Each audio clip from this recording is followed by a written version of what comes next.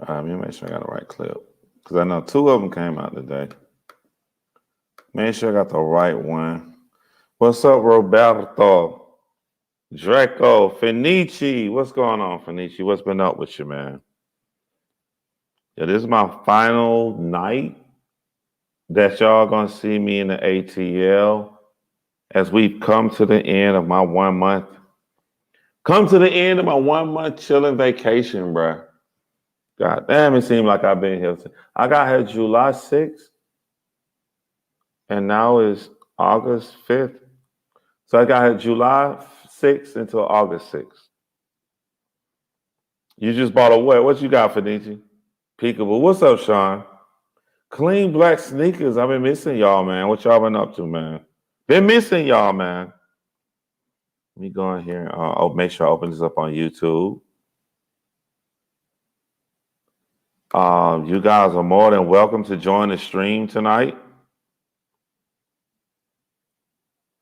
As I think this will be interesting what we're going to talk about. I think this will be interesting what we'll talk about.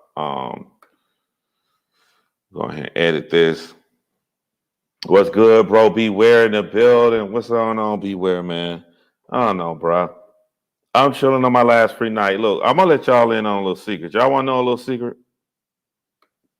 Do y'all want to know a secret?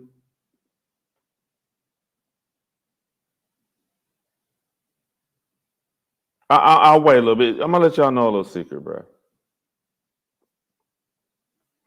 I've been reading my new book. What's the new book? Let me in on it. What's good, Brody? Salute. What's good, Text God TV? Hey, you know that's my son name, right? My son name's Brody. Let me change one thing here.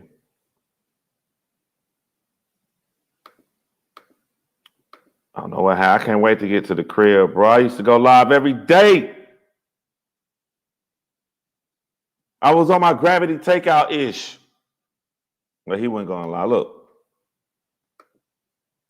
I ain't said one cuss word. I ain't did nothing at all. Then it already demonetized my live. How you gonna do? I ain't did nothing. They already demonetized me. My afro need pick, no camera. You can come on. You know you can come on here, right, and talk with your camera off. You can come on here and talk with your camera off. It ain't got to be that. Salute Gravity Takeout. Yeah, look, I'm gonna let y'all know, bro. Kwame Brown will be here tomorrow, and I mean literally here, like in this house. He will be here tomorrow. So that's gonna be interesting. Getting to meet Kwame. I know he's gonna be tired from the shoe drive he did. You know what I'm saying? And there's a reason Kwame Brown is coming to the crib here tomorrow.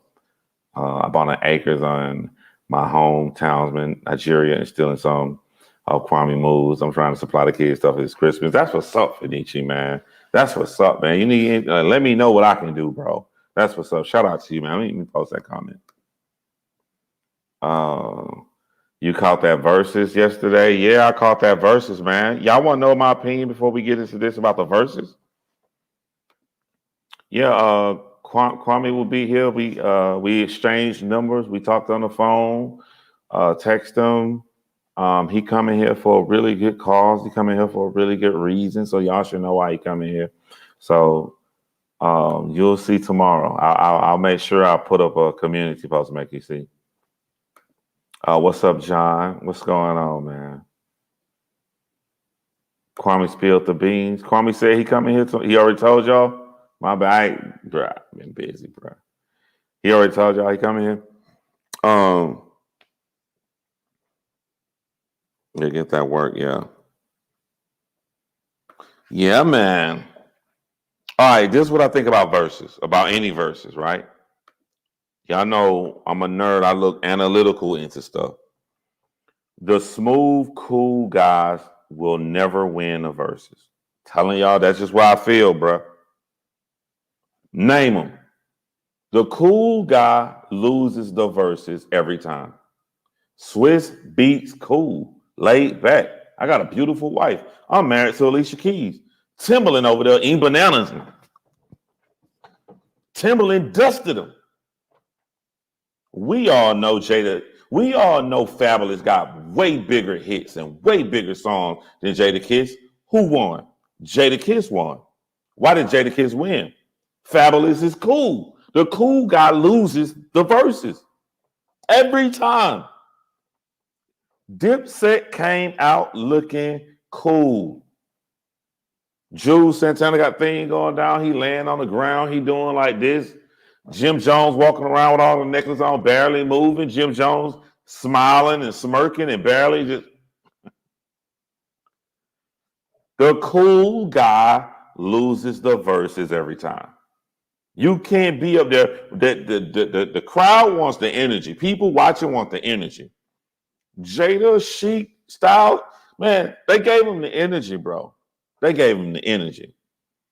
And then once you got the energy, you can control the narrative, because before Jadakiss told y'all they rapping over their tracks with words on it, the game fix. Before he said it, you didn't care. You didn't give a damn if they rapped and their lyrics was playing or not.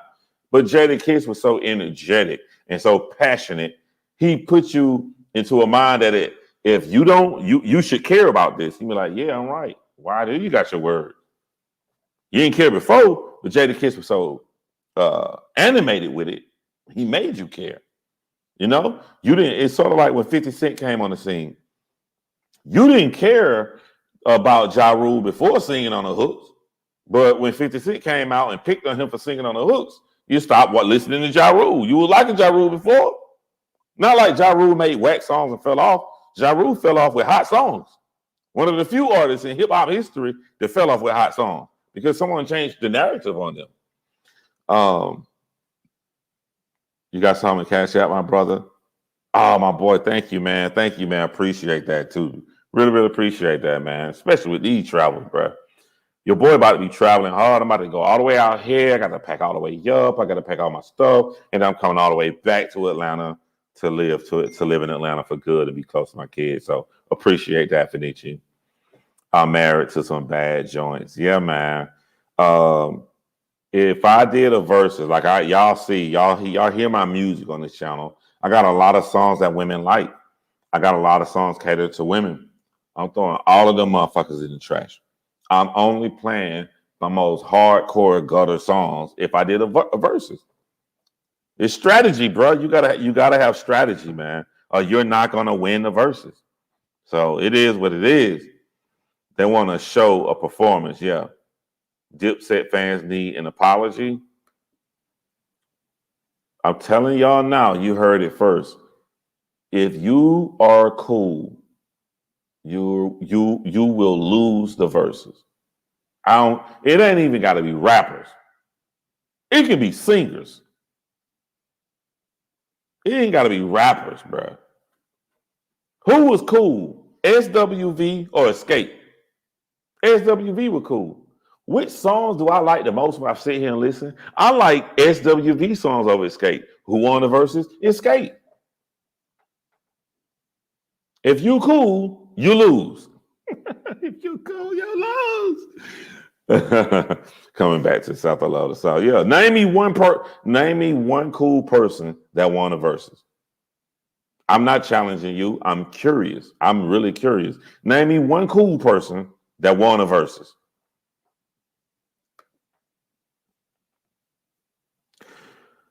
But I know I want to come back to this channel. I know I want to go live. I know I want to talk about stuff.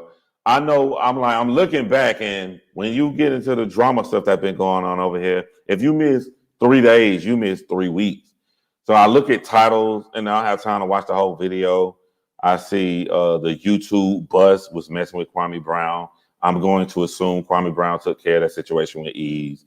I didn't hear any videos. I don't know what happened on it. I'm dealing with my own stuff with skanks, with racist skanks on my other channel.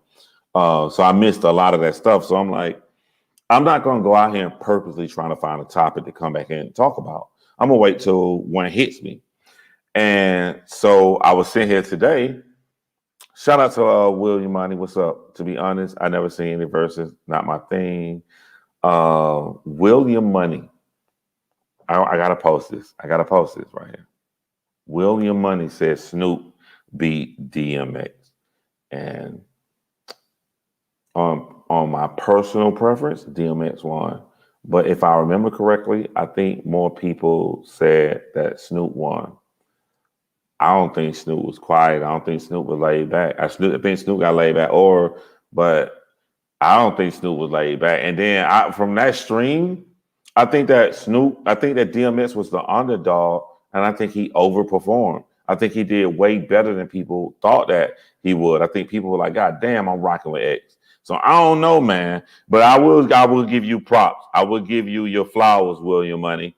That's the closest one that can put a chink in my theory that if you're smooth, that if you're laid back, you'll lose. That could put a chink in it because a lot of people can argue that Snoop won.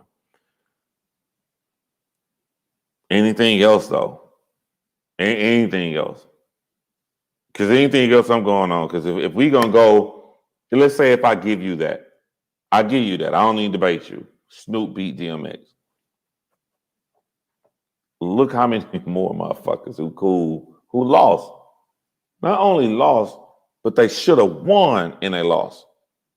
So like, I'm gonna take my bet. Like, yo, fuck your hits.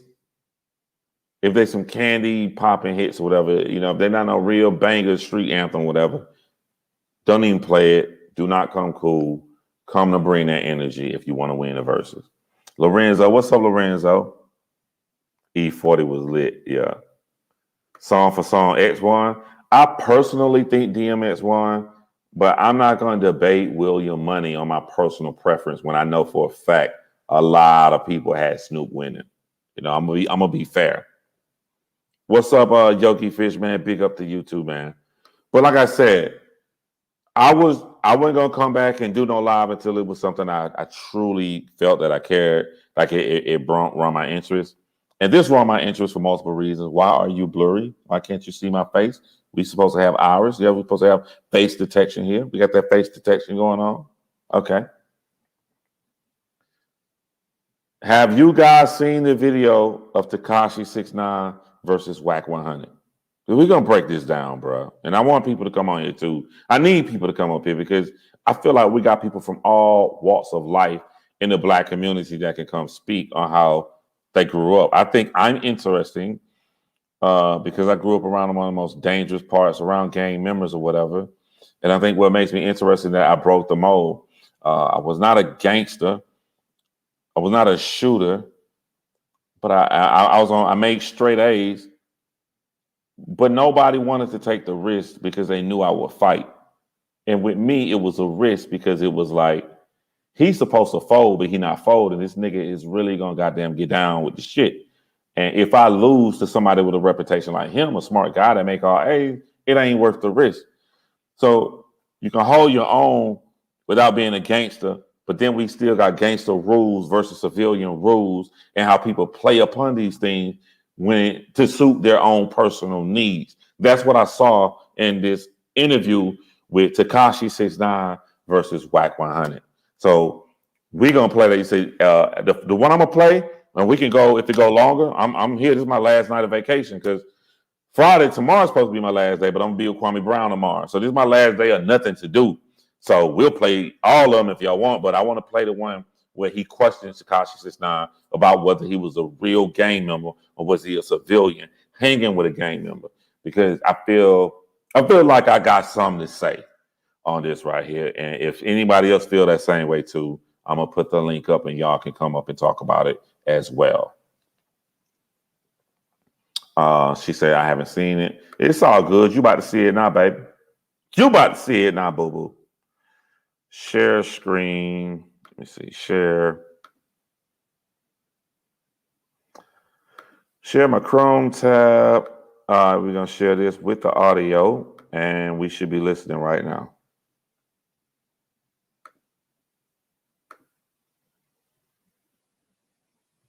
I grew up in Bushwick, Brooklyn. How many fights you had behind this shit? How many fights you had behind that flag? I got 100-something. Because I know people come back and watch my channel from all walks of life and all race and shit. Let me break down just the start of what they're talking about, Because with the way they talking now, I understand what the fuck they saying pretty clearly, but I know I can put myself in people's shoes and how they don't understand what they're talking about. The guy with the long hair, Tekashi 6ix9ine. I don't give a fuck what race you are, where you from. He's so popular that's been in the news. You should know he was hanging around a group of real street blood members by the name of Treyway, which is a blood sect in New York City. He was never a blood. He didn't come from that neighborhood. He went to a blood neighborhood to shoot a music video, and the blood members looked at him as an opportunity. He could be a big rapper. He can provide us with money. So we're going to put him with us. He can hang with us and he can wear the red flag. And what he gets from the deal is protection. And he gets to go from being a not street guy to a street guy. The guy on the right with the black shirt by the name of Wack 100 is a real, I think Wack is in blood, right? Am I right? You have to correct me if I'm wrong, but he's from California. He's from LA, which originated from these gang members. And he's old school. He's been around hip hop. You may not know him, but he knows your favorite rapper and your favorite rapper knows him. And either your favorite rapper is street or they are intimidated by Wack 100. So Wack 100 walks around with an aura and that of intimidation, unlike I've ever seen, except for maybe Trick and Detroit, or a more suave, cooler guy in Houston, Texas, by the name of Prince? What's Prince's name? Type it. I know one of y'all know it in the comment. Something Prince. I have brain freezes. I'm getting old. But those are the three guys I know for intimidation the most around the entire country. So you got one real school street veteran gang member against a guy who got out of prison for snitching in the white shirt and was never in the game. So this video starts off with the real gang member asking him, did you ever beat up and did you ever do any work? Because he wants to prove that you were never a blood member, that you were only affiliated with Bloods. And I hope I did that correctly for you guys. Jay Prince, my bad. I knew it wasn't a name. I'm like, damn, why are you thinking of a name? Jay Prince. By the way, in the chat, I would love your opinion. Who is the most intimidating in the hip hop culture? Jay Prince, Wack 100, or Trick? Or D, you got somebody else in mind? I guess we'll go A, Wack 100, B, Jay Prince, C, Trick, D, somebody else I didn't name. Everyone fit Trick. And for the people who don't know who I'm talking about, Trick is in Detroit. Trick is the inventor of the no-fly zone. No-fly zone means that I don't like you, so you can't fly to my city. And if you do, you won't fly to any other place ever again. So I got some A's. Somebody said Puff Daddy. Puff Daddy. Hold on. I don't know if you're being funny because Puff Daddy, you know what I'm saying? He had a presence behind the scene with the people he can buy that can do some damage to you. So you may be for real. Suge Knight, not now, but there was a time when Suge Knight was. There was a time, we can't disrespect Suge Knight since he got knocked out on camera multiple times. But there was a time when people really feared Suge Knight. Jay-Z, you know what I'm saying? I don't know if I want to use my channel to talk about behind the scenes stories, but say A would have been Wack 100, B, Jay Prince, C, Trick, D, somebody else. Mr. Take that. Mr. Take that. Who would have put more fear in me? I look at Hands, man. I guess Hands, I saw Wack 100 on YouTube fighting two guys, and he fared well. He beat up two guys. I have never seen Trick do anything, but Trick, I've seen him move an entire city. Kind of hard to go against an entire city. Jay Prince, I probably would go with Jay Prince. That would put more fear in me than anyone, because if you look on the screen right here, Wack 100 looked like he'll fight you, a street guy. Trick looked like that too a little bit, although Trick kind of looked like a old ass barber. But Jay Prince, Jay Prince probably scared me the most because Jay Prince talks so goddamn smooth and he's so old school. Jay Prince is like, did how Jay Prince will fuck you up. They be like, yo, Jay Prince, we heard 2 of your guys killed a man and threw his body in the river in Houston. Jay Prince be like, oh, well, you see, there's this thing that's kind of called respect out here.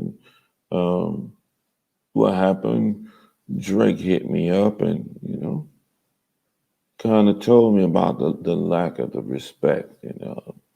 Brother wrote some mean stuff. And,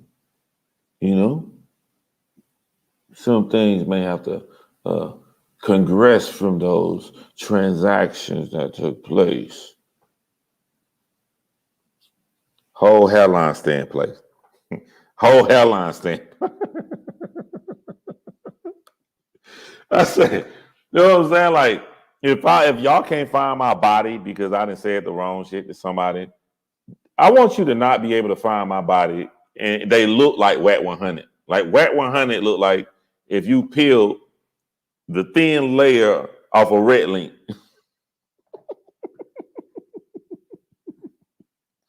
Wait till I show his face. Wack 100 look like you just peeled like that little real thin layer off a red link sausage. But like, I want you to look like Wack 100. I don't want you to look like Jay Prince. Jay Prince just look like, things that happen. Yo, Jay Prince, we saw Jay Prince Jr. talking shit on Clubhouse. He fucking with everybody on Clubhouse. You know what I'm saying? You don't think he for ruining the family name? No, I don't partake in a loud vocabularyism. Sometimes, my son doing a little bit to learn, but sometimes. I don't know, man. Jay Prince just fuck with me. So I just want to do an intro, let y'all know what we about to watch for the people who don't know. Most of y'all know on here. Jay Prince look nice as he cross the road. Exactly. That's what scared me. I'm like, I don't want to fuck with Jay Prince, bro.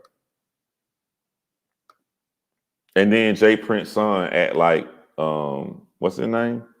Jay Prince Jr. at like if Jay Prince was Carlito, Jay Prince Jr. is Benny Blanco. You know what I'm saying? Like, yo, Benny Blanco, everything cool, bro. You got your money, you got your girl, everything fine. You're famous, people know you. Sit down somewhere. They just want to be in trouble, bro. They just want to be in trouble, bro. You on a roll tonight. I love that Jay Prince impression. That's him to a T. Yeah, man. What's up to Toothless Tiger? You made me feel happy, Toothless Tiger, with your review of my music. So I really, really appreciate that. But now that we got the characters in a way, let's listen to this because there's a lot to break down here. And I ain't forgot about y'all. I will be putting that link out here for y'all to come up. My first 40 fights was Rat Packs. How many fights you had? How many times you had to stand up in this shit when the odds was against you? What you mean when this whole racketeering case was going on? The before the racketeering? None, because I wasn't in the blood. What you mean? I wasn't a blood. Like I wasn't a blood. You waving this flag? No, but I wasn't a blood before I got to know Shotty. When did you become a? See, getting to know a blood don't make you a blood. No, all right, so now let me tell you because I'm. All right, so. Like, even with people who not black who may watch it, they don't think that like this is in a very delicate situation here. And it may look like a bunch of shouting and cussing, but if you weed through all of that, I'm looking at the argument and I always go against Wack 100. And by the way, to be real with y'all, I already saw the video. Some motherfuckers, a lot of y'all be like, I ain't saw it, let's watch it together. I watched this already. So just be real. So this is the first time I really love the way Wack 100 argues. The way I know Wack 100 argues in the past, I just turn this shit off, bro.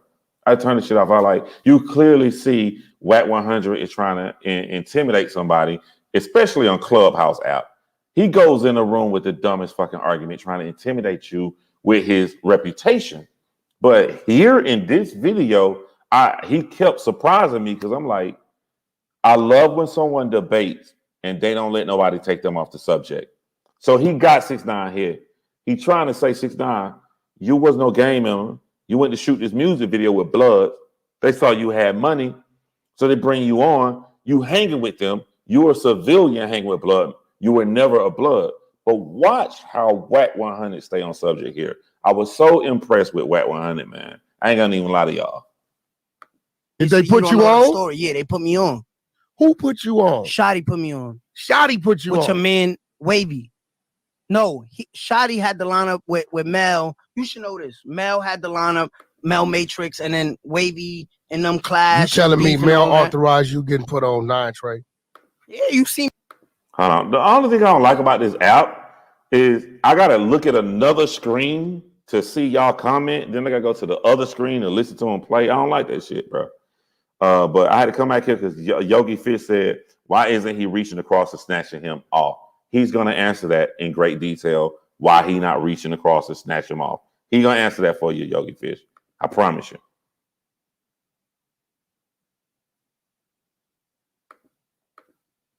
Email in the videos. No, fuck a video. I'm talking about who put you on that neighborhood. That's what I'm saying.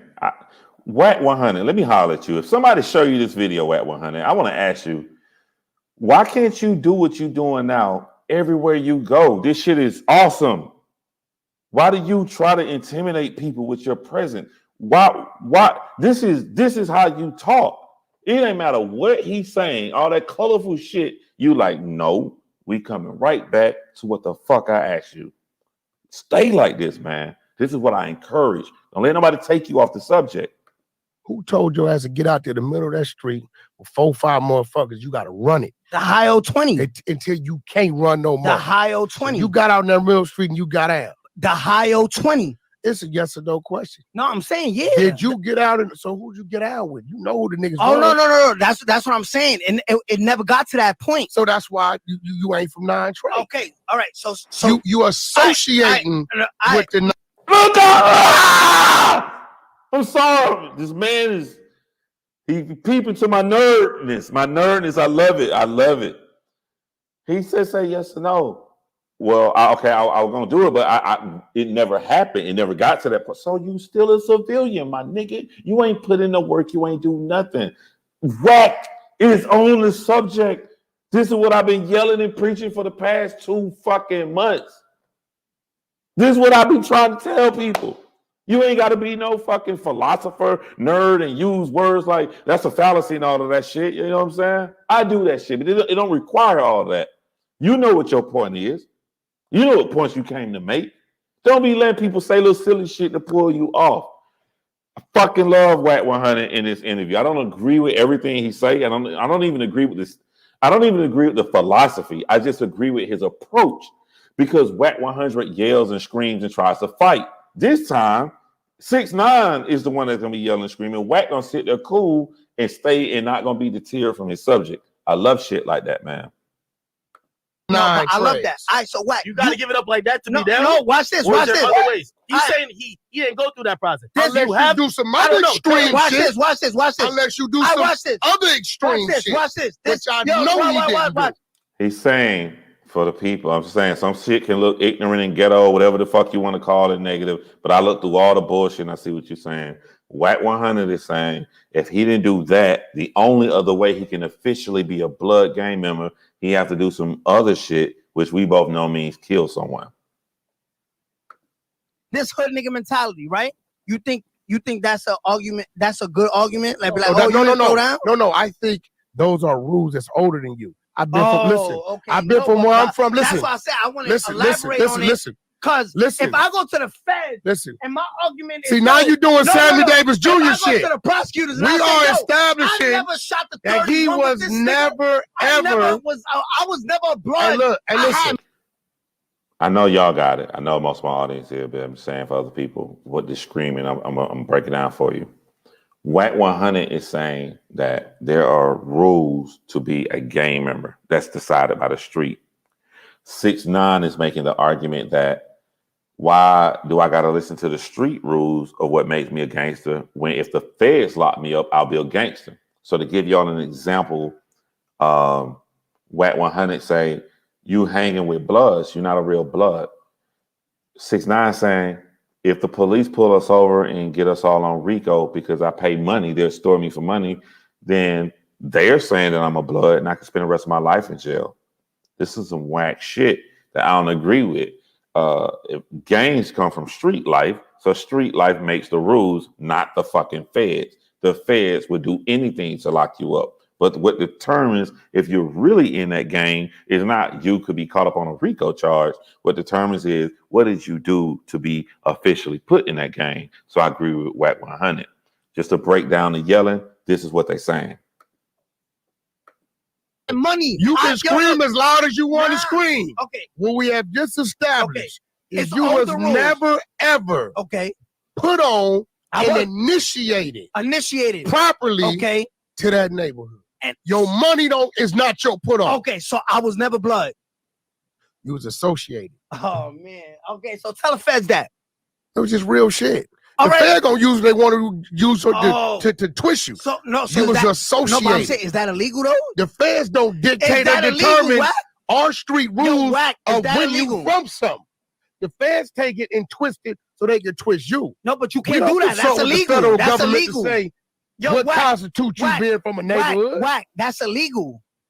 That's illegal. We talking streets versus feds. We in the streets. Man. We're in the streets right now. Oh, okay. And listen, what I'm trying to tell you is, hey, I like what you said, the Shadow Man. Wack 100 won't let him run from the question. But this is rare that Wack 100 is this calm. I hope people and I hope Wack 100 learn you don't have to be aggressive to demand attention like that, because he not letting 6ix9ine run from the question, but he doing it in a way that he never has done it before in the past. He's sitting there and he's speaking like a motherfucking man. And he still just keep watching this. You know, it's 3 parts. Just keep watching this. And you tell me, has Wack 100 ever been like this? I ain't never seen Wack 100 like this. So I hope he learns, like, you can, especially at your age, at the age Wack 100 is, he should be able to sit down like Jay Prince. You know what I'm saying? Look, I'm finna say some goddamn shit. I hope I don't get in trouble. I'll beat the shit out of Jay Prince. I won't ever try it. You know what I'm saying? I'm just saying, like, there's a difference between physical and mental. Like, man, a one-on-one fight, I'll thump that motherfucker. He's asleep. I won't even swing on him. You can't do nothing to me. He's too old. But he demands the respect that I would never try to touch him. I don't even want them problems. I'm like, nah, man. So podcast you was on, John Real, and I liked the way you discussed, and Drake told me you try to get people to debate and do your logical stuff, and as a man who read many books and managed Floyd Mayweather for one spring, I agree with it. But Drake also told me, you said you thumped me to sleep. And that kind of disrespect can't be tolerated. I wrote a book about it, and Drake wrote a song about it, but his song was so bad, and we're not gonna release it. You know, you don't need to put it out there, but it was some bad words said. Oh man.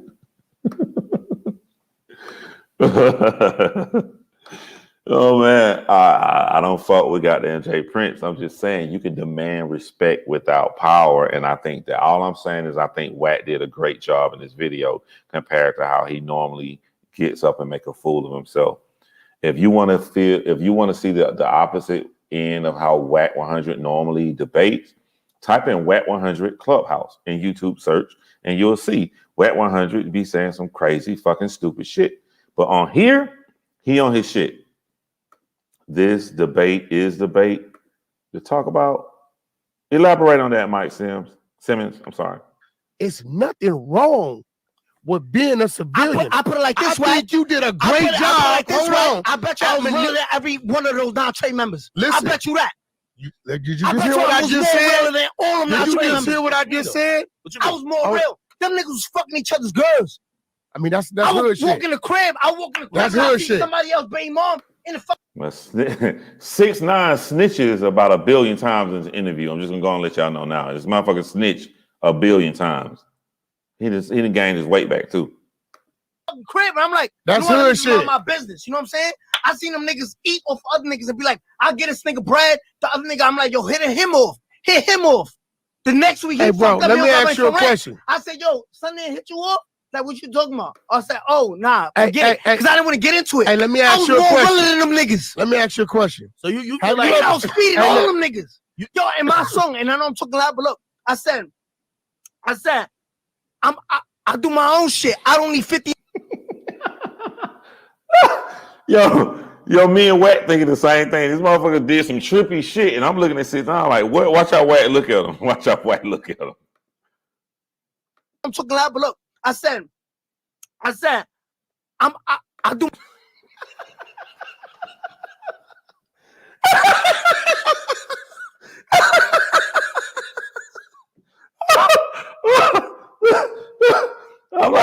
I'm like, what the fuck happened to 6ix9ine, man? I'm saying he was talking. And like, I said, it like he malfunctioned or saw the black cat in the Matrix. I don't know what the fuck happened to 6ix9ine just did, but look how Wack looking at him like, Wack looking like, boy, you all right? Running shit back, man. I think nigga malfunction. Them niggas. Yo, in my song, and I know I'm talking loud, but look, Right here. I said, I do my own shit. I don't need 50 niggas to roll with. Full shit. I'm on my dolly. I'm on my bullshit. Because after you use the 50 niggas to get to where you had to go. That's some bullshit. But watch this. I said, you a real nigga because you quick to pull a fucking trigger? I fed niggas. I'm the definition of a real nigga. Just because you pull a trigger don't make you a real nigga. Feeding the bullshit. Hey, bullshit. Because sometimes that trigger, right, is what it takes for niggas to be fed. What it takes for niggas to take a block, to take a plug, take a connection. I have a shot. This is what I'm saying. I disagree with Wack 100. I just like the way that he proven his point. But like, I don't want to live in a world where you feel that I don't want to live in a world where you feel that, there are people out here who are multi-millionaires and they didn't have to, and I'm going to be more detailed. There are Black Americans out here that are multi-millionaires and they didn't have to go and be the gun and kill anybody or be a goon for somebody else. So I strongly disagree with the message that Wack 100 is preaching. I know why he preaches, because of the life that he lived where he feel that way.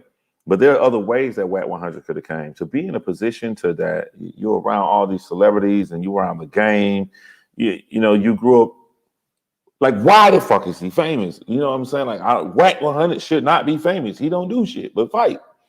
What a screenshot would be. I know, right? Y'all welcome to go back and take a screenshot. But I disagree with the things that he's saying. But we live in a world where I want to understand why do people feel that way, to make sure that our youth don't feel that way, because there are way more options than that. What's tricky about this, what I really wanted to discuss about this tonight, is that we got multiple things going on at one time, right?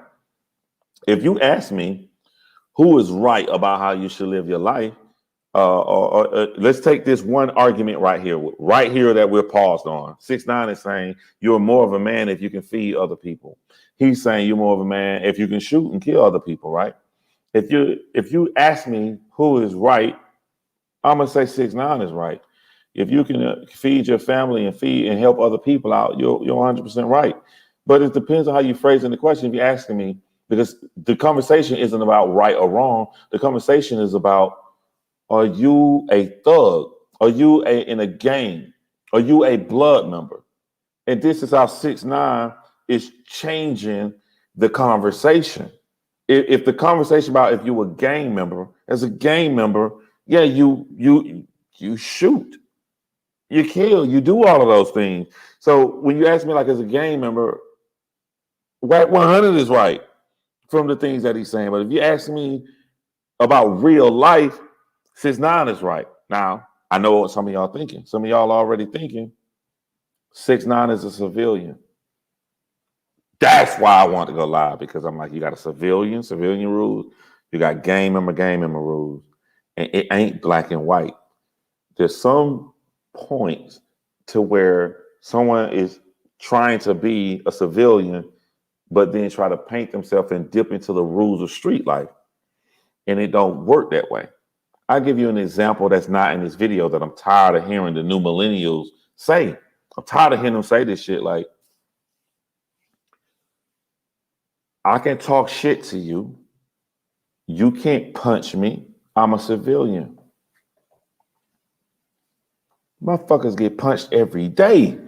You're responsible for the words that come out of your mouth. What do you mean you can talk shit to somebody and they can't come shoot you or they can't come slap you back? If you Billy Badass to say this shit, there's no there's no exempt status. There's no exempt status. Like, we didn't run up on people in the 90s and like, oh, we're gonna beat this. They're gonna beat this. Oh, they found out he's not a gangster, so they walked away. No. I mean, quote unquote civilians I saw getting stomped out at Southwest High School by gang members. If you talk that shit, they gonna knock you the fuck out. This is what I'm saying, like with rules and shit, where you wanna have both sides and play both sides. And it's such a delicate point that's why I wanted to discuss this with y'all. And I feel like we have a great conversation about it. And what does the real nigga even mean? See, I love you, Anonymous Wish. When you say, what the fuck does a real nigga even mean? I'm 100% on your side. And me and you are over here watching these crazy motherfuckers. I'm with you, Anonymous. We on the same side. But, Anonymous Wish, the conversation isn't about the best option in life. The conversation isn't about the best outcome. The conversation is about, is 6ix9ine a gang member? You feel me, Anonymous Wish? Do you feel where I'm coming from? If we gonna just take the conversation what's right or wrong, everything fucking Wack 100 saying is wrong. But Wack 100 is saying like, fuck the world, fuck the rules, fuck what's right. You portraying yourself as a gang member. So bring your punk ass over here to gang member rules and let's hold you accountable according to gang member rules in society. You feel me? Yeah. Okay, cool. Because, I'm like 10 seconds before y'all. So sometimes I'll be over explaining because I don't see y'all comment because I'm in front of y'all. So my bad. All right. So I'll just make sure we clear because I don't want nobody to think I'm trying to be hard in the way I answer. And when I start agreeing with Wack 100, when I start agreeing with Wack 100, I'm looking at the conversation according to gang rules, not according to how I should live my life or how I think anybody should live my life. But I'm holding them to the topic of the fucking video that they set in place.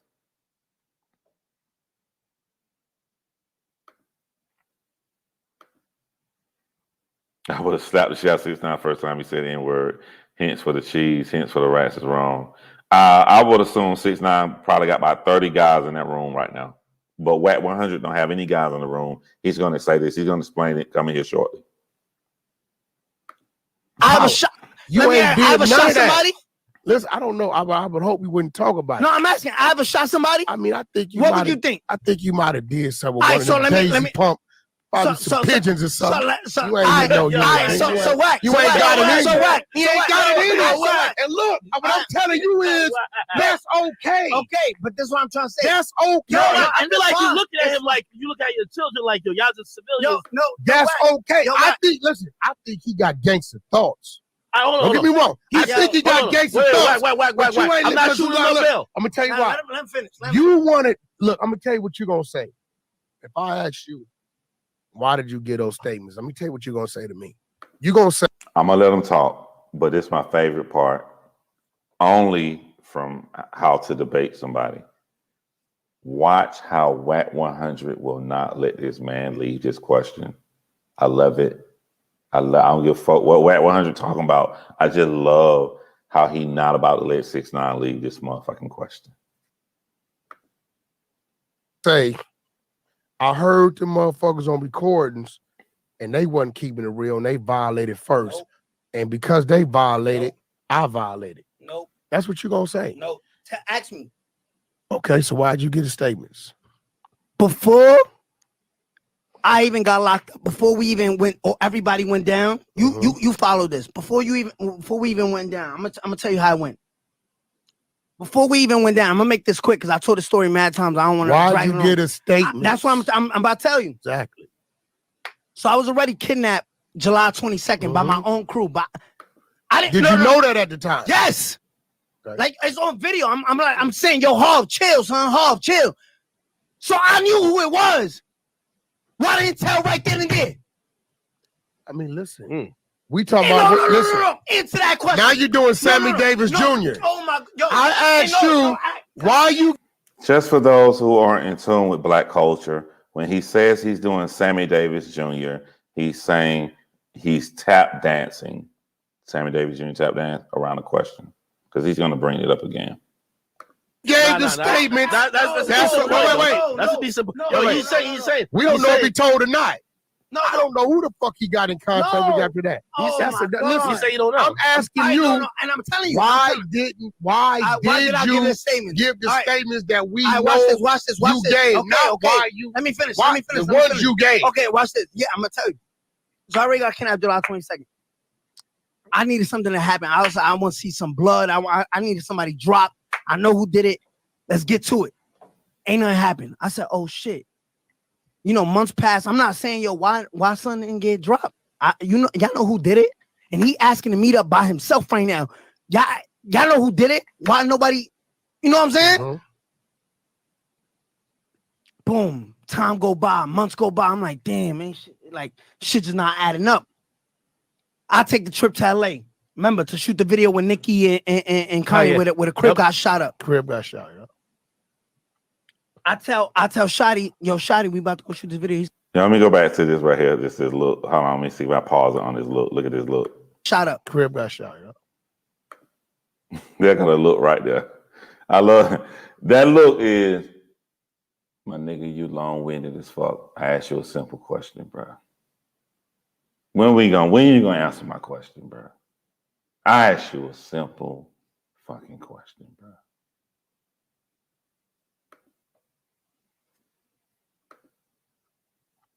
I tell Shotty, yo, Shotty, we about to go shoot this video. He said, yo, I gotta go to New York real quick, for a court hearing. I'm like, I bet. And that's where I met my girl now.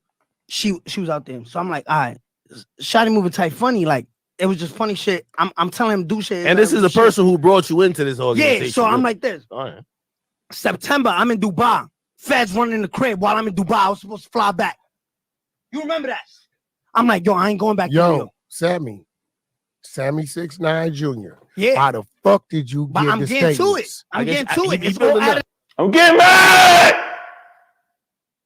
Why do you debate in your stupid, fucked up way on Clubhouse and all the other places you debate when you doing so good right now, Wack 100? I don't fucking understand. I don't understand the shit. Y'all gotta hear this, man. Y'all gotta hear the dumb shit Wack 100 say on other platforms. I'm like, bro, I thought you were just stupid. I thought you were just dumb. Why can't you just talk like this all the time? You are holding this man accountable with ease, with calm. You don't give a fuck about the book. Why can't you do this every time, bruh? That intimidation shit ain't working. You just look like a clown when you do it elsewhere. This shit you're doing now is working. Keep doing this shit. Now that I know you can do it, I better not ever see a motherfucking Wack 100 Wack goddamn interview. It's in you, bruh. It's in you. God. Up shit. Right? All right. So you want the simple thing? I was already kidnapped by my own crew. There was no loyalty there, right? Wack, you give me the nigga, right? That a nigga could do you wrong, right? And this street nigga stupid mentality. A nigga could do you wrong and you be like, you know what? That's still my homie. This is how the streets go. Let me tell you what ain't gangster. That's not gangster. No, hold on. Let me tell you what ain't gangster. This is why I look in your eyes and tell you, stop trying to portray something you're not. The fact that you knew, and I can call my wife over here right now. 30 years I've been with this woman. She know. And just so we clear, because it's in another video, I may play that one. Wack is at the studio right now with his wife. 6ix9ine is there with a bunch of fucking men in the room. Wack is just him and his wife. He explains in another video. And then he tells 6ix9ine another video, even though it's just me and my wife, if I wanted you, all those guys over there watching, they too far away. They will never get to you in time if I wanted to get to you. So Wack ain't scared, even though he just there with his wife. But I don't think this is the video that it's in. I'll play the other video next. But the way he talking, man, if y'all ain't never seen Wack 100 in another video, when you go listen to Wack 100, get into it with another man, you'll see why I like how Wack 100 is presenting himself right now. He presenting himself very well right now. The fact that you knew the exact motherfucker who kidnapped you and robbed you, and you waiting on another motherfucker to handle it, and you didn't go handle it yourself. You know why you didn't handle it yourself? Because you didn't come up with them grassroots of knowing how to handle it and handling that type of shit. See, at this age right here, I done did it all from the top to the bottom, from the elementary shit to the serious shit. So I can convert right now at this second back to a foot soldier, because that's where I come from, right? And I spent many years down there, right? So what I'm telling you is the fact that you knew exactly who the fuck did what they did to you and you didn't go handle it is the reason why I tell you you're a civilian. And I love that. Associating with some gangsters. And that's the realest shit you ever said this interview. Watch this. Remember what you just said. I love how y'all pick and choose politics, right? Yo, 6ix9ine, you know who kidnapped you. Why didn't you go do something, right? Right? Right. All eyes is on me. I already got y'all niggas on payroll, right? All eyes on me. I'm the funds, right? I'm the head of the fucking machine. They take out the head, this whole operation goes out, right? Why don't protect the fucking football and don't let it fumble, right? Why the fuck would I go out there? You're right. If I was cut from the same cloth you cut from, that you say you cut from, I would have went and did it myself, right? But the same way you call me out, they know the exact same. I'm not bringing this off topic. Let me just get this on my chest. They know the exact nigga that put a fucking 10 bullets in King Von and he died there by himself.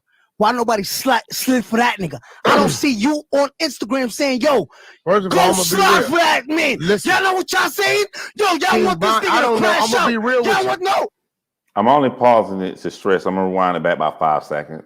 This is the loudest, most hardest 6ix9ine is yelling. And Wack 100 is still chilling and cool. I don't know what the fuck. I think Wack 100 on a pill or something. I ain't never seen this dude lay back.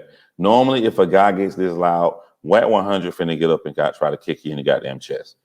No, I've never seen Wack 100 do this before, but I say that as a compliment because I feel like Wack 100 is handling 6ix9ine pretty easy with physical ease. So this is 6ix9ine at his most aggressive and loudest, and listen to Wack. Saying, yo, first of all, go slide for that man. Y'all know what y'all saying? Yo, y'all want this nigga to crash out. I'm gonna be real with you. No. Hold on. Hold on. You know hey, wait, hold on. Go hit the nigga that kidnapped me. Hold on. Why this nigga not shooting Let the me nigga be real with you. nigga? Let me be real with you. I don't see you on Instagram say, yo, Dirk, go slide for your man. I discovered King Von. No. I don't want to talk about King Von. So why I don't know no politics. And listen, why is this nigga not sliding on the nigga? How you know what they doing? Just because it ain't publicized on social media, how you know? How you know? If we didn't have this conversation, how you know I didn't try to get that man shot numerous times? See, it ain't no trying. It's about what you did do or didn't do, and I wouldn't expect you to do it. I'm gonna go to the other one, but I'm gonna say this to DJ Academics. You know, man, I know you signed a multi-million-dollar deal with Spotify, so you already good in your bank account. But if this is your first episode of Spotify and you keep having guests like this, boy, you're gonna take off, because the split second I saw this, I knew this is what everybody was gonna be talking about, man. I don't got Spotify, I don't rock with Spotify, but if I did, I would be listening to this, man. I don't, you know what I'm saying? But wow, for DJ Academic's first day on Spotify, he has set the fucking young hip hop world on fire with this Wack 100 6ix9ine interview. So we're gonna go into the the first part where they talk about 6ix9ine. So just to give context for people before I play of what's going on, and we all know that Nipsey Hussle passed away 2 years ago violently in his neighborhood, and they put up a mural in his neighborhood, and with 6ix9ine being a snitch, with Nipsey Hussle hating 6ix9ine, 69 tried to play and wait till no one was in this gang neighborhood and wait till all the streets were clear to go video himself in front of this drawing of Nipsey Hussle. And he wasn't disrespectful. He wasn't that crazy. But just the fact that he was being there and trolling like that, a lot of people, especially gang members, did not like him doing that. With this being in LA, where Wack 100 is from, even though, you know, I think, and I could be wrong, I think Wack 100 is a blood. I think because he with the gang, but Nipsey Hussle is a Crip. It doesn't matter. I think Wack 100 looking at it is we're West Coast. We're LA, and you from out of town, and you playing with, you know, somebody's dead memory like that, and we're not having it. So just to give you context of what you're about to see. But hold on, before we do the second part, let me ask, do you think it's a good time to have guests up? Is anybody willing to come up right now? I downloaded the app. It was free just so I could watch it because I tried to play it on a website, but it was just audio. Yeah. Yo, Wack is Pyru. Yeah, Wack is Pyru. I'm like 85% certain he was, you know, Pyru, people in red uniform. But I wasn't 100%, so I had to ask. Blood, Wack 100 is a blood. That's correct. He's an internet blood. Someone said no guess. Kyla said, "Give me 5 minutes, John. I like your commentary." Okay, I'll start it, and then after this one, I'll put a guest on. But this is the first one. Let me see. I'm outside. I run into all these rappers. Like I said, I ran into Anuel. I told him very nicely. I went up to him. I was by myself. I was with my man Bradley. He was with one other guy. It was just 2-on-2. I said, "Yo, Anuel, what's up?" He already went on the NS. He went to fight me, all type of shit. I said, "Yo, let's go over here and talk." He said, "For what? Ain't nothing to talk about."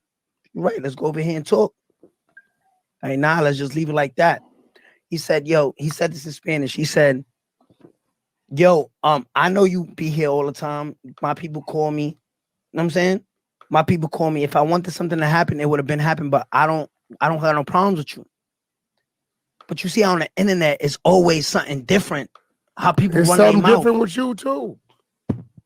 You run your mouth too. But when I run my mouth, I'm ready for whatever. So Whatever's supposed to be. let me ask you If something. Manuel's guy pulled out a gun right there and said, "What? Let me ask you something. I'm dead. You did some bullshit. I'm gonna address this. You did some bullshit when you went to Crenshaw and Slauson, and I gotta address this. Quick, this ain't gonna be long. Just to put y'all in my mind frame, this is the first video I saw.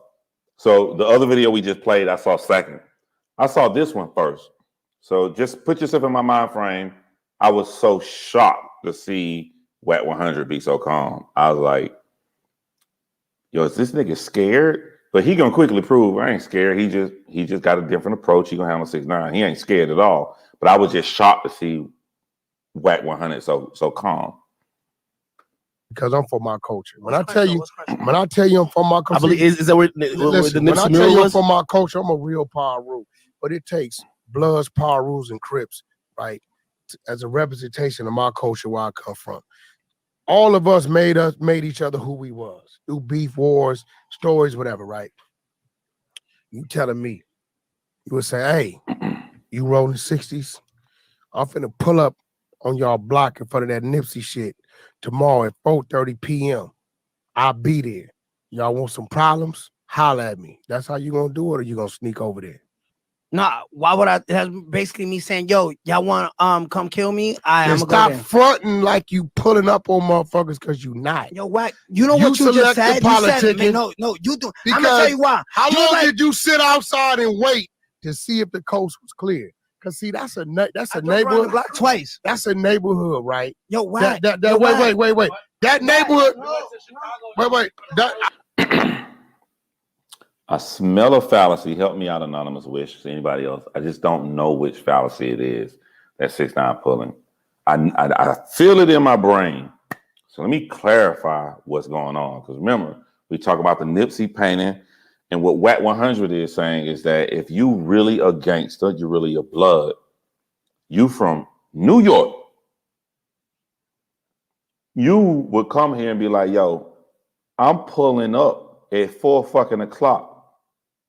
6ix9ine is saying, I'm a gangster, but why would I tell y'all I'm gonna pull up here at 4 o'clock when y'all gonna kill me? You know what I'm saying? Like, this is where you bend the rules, and this is why I hate when people try to have it both ways, right? 6ix9ine is saying things that young people are gonna agree with because they don't realize he's bending the rules, he's bending the argument. Because the average normal person gonna think, why would I tell some gang members where I am if I know that they don't like me and they'll come shoot me? That doesn't make any sense. That's stupid. But that's not the argument. The argument is 6ix9ine supposed to be gangster. 6ix9ine is portraying himself like, I was a real blood. I was a real gangster. And he's saying real gangsters in this environment, in this community, that's what they do. They don't come hide and post videos up and pretend like they're a gangster. They say, I'm pulling up at 4 o'clock, motherfucker. Like I would do Tommy Sotomayor, but he didn't show up the whole month I was here. Plus gave all my whereabouts. I'm in all big events in Atlanta. You know what I'm saying? Like he bending the argument, man. And I don't care about this gangster, no gangster stuff. I don't care about the specific thing that they're talking about. I'm talking about how you debate somebody. And watching 6ix9ine twist the argument. I think that's a straw man. I could be wrong. I think that that's a straw man that 6ix9ine is doing. Let me know if I'm right. I don't know about Chicago. That neighborhood, I'm going to tell you something. That neighborhood is it's a very big part of our Los Angeles culture, right? And you tried to make it look like. Caliber said that's called a bitch boy fallacy. Hold on, let me go back so y'all can hear this. Of our Los Angeles culture, right? And you tried to make it look like. You feel he's disrespecting the whole neighborhood. That wasn't what it was. Wack. And not even me. Wack, you want me to go make it play with that? Wack. Like what you want me to? That's the thing. No, but you playing 999 games. He's trying to say you antagonize him. Well, you don't have to. If I'm lying, he said you antagonize. Man. You know what Nipsey did? And a lot of people don't know this. Remember when I went to All-Star Weekend? Who made the call for have all the Rolling 60 Crips looking for me at every hotel room? Who did that? You don't know who did that. I know who did it. It was Nip. Who told you that? When Shotty and them got the call and we linked up with the Hoover. I told y'all to brace yourself. He gonna be snitching a lot. This man he can't help himself. Who told you that? It was Nip. He snitches with such passion. It was Nip. Let me eat this shit again.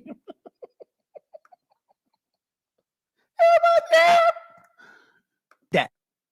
You don't know who did that. I know who did it. It was Nip. Who told you that? When Shotty and them got the call and we linked up with the Hoovers. Are you insinuating a Rolling 60 told you that Nipsey did that? Yo. That's the only person who could have told you he did that. Anything else is speculation, so don't do that. Yo. Don't do that. Did somebody from What? Did somebody tell you from Rolling 60? Big you. I'm asking you. Don't do that. I don't do that. Yo, I'm telling you. Basically, you telling me not to tell the truth. Don't do that. Yo, Wack. Watch what you say. Wack. When Big U called Shotty, when he got to New York, right? And we was doing that's politics, right? That's politics. What makes you think when we got with the Hoovers and Alshon Martin and all of them on Hoover Street? One ain't got nothing to do with the other. But I'm gonna tell you what it got to do. I'm gonna tell you what it got to do. When the Rolling 60 Crips was on our ass and think because we didn't check in with nobody, right? And they went to every hotel room, and it was with Cardi B too. Remember, because she said flu. No, they didn't. Cardi B was with us. But that's because she. This is a lesson in how you debate right here, and the lesson is you got to know when to let go something small and keep your eyes on the bigger prize. 6ix9ine is right. Wack 100 wrong. And again, I know y'all like 95% of people here black. It's just saying for the people who ain't. I gotta break this shit down. Like checking in.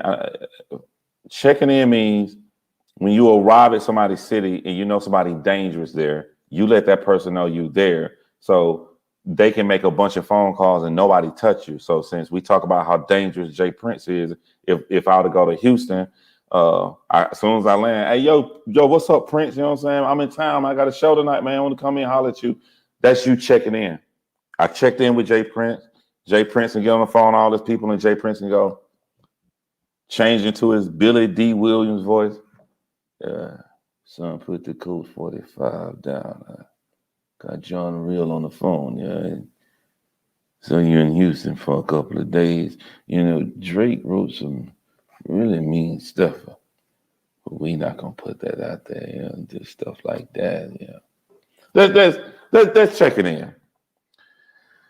Wack 100 should let this argument go. 6ix9ine is correct. If 6ix9ine say I ain't called nobody, we just landed. And then Wack 100 say Cardi B was with us when she came into our town. 6ix9ine is saying because Cardi B checked in. Cardi B did check in. But sometimes when you get so angry at somebody, you want to win every tiny portion of an argument. It can mash you for what's most important. And somebody would cling onto that one little thing you want to let go when they feel like you're wrong on that. And they'll blow it way out of proportion like you're wrong on everything. So when you see something that's small, just let that shit go. Who gives a fuck if Cardi B checked in or not? Cardi B checking in or not has nothing to do with the overall conversation that's going on right here. But watch. Wack 100 not gonna let it go, but at the end of the argument, he wrong. Cardi B did in fact check in. Listen, checked in. We didn't. Not only was Cardi B with us. Well, no, she didn't. Yes, she did. Not only was Cardi B with us, the Damus, right? You know who else she was with? Big U was with us too. Yep. That's out of respect. Listen. See, you talking about shit. Cardi B was with everybody. She checked in. She ain't checked in. So what is it called? She came in respect? She ain't checked in. So what do you call it? Cardi B didn't check in and nothing. So what was it? Cardi B's team put the call in and let us know we coming. It don't matter if her team called or she called. When you're that famous, your team called. Cardi B had her team check in. Wack 100 is wrong on this. He should just let it go because it's not a big deal if Cardi B checked in, but he's holding on to it. And you giving 6ix9ine credibility, bro. Y'all got to learn in your life. You can't hold on to the small shit when it don't matter. And our team did it. Yeah, but what I'm saying, I'm still trying to understand, how do you know? Now watch this. It was because you're using this man's name like a Roller 60 told you Nipsey did that. No, it came from the camp. Why you think? It came the Hoovers can't tell you that. That's their enemy. But that's what I'm telling you. So who told you Nipsey called that? When Shotty said, yo. Shotty don't count. He from Brooklyn. Who told you Nipsey said that? That's on the call with the Hoovers and everybody. And that's the Hoovers is making you believe, if they did this, is making you believe all the 6-0s looking for you. So you need us to move with you. After that, they probably tax that. Watch how get him. Hoover could tell you the movement of a rolling 60, bro. But now you see why. You in my culture, you don't even understand. Them niggas been enemies 50 years. But now you see why. How the fuck a Hoover gonna tell you? This one individual got these niggas moving on you. Wack. Now you see why I don't politic with niggas? What you mean? Because that's what politics lead to. Who told? Wack is trying to teach 6ix9ine.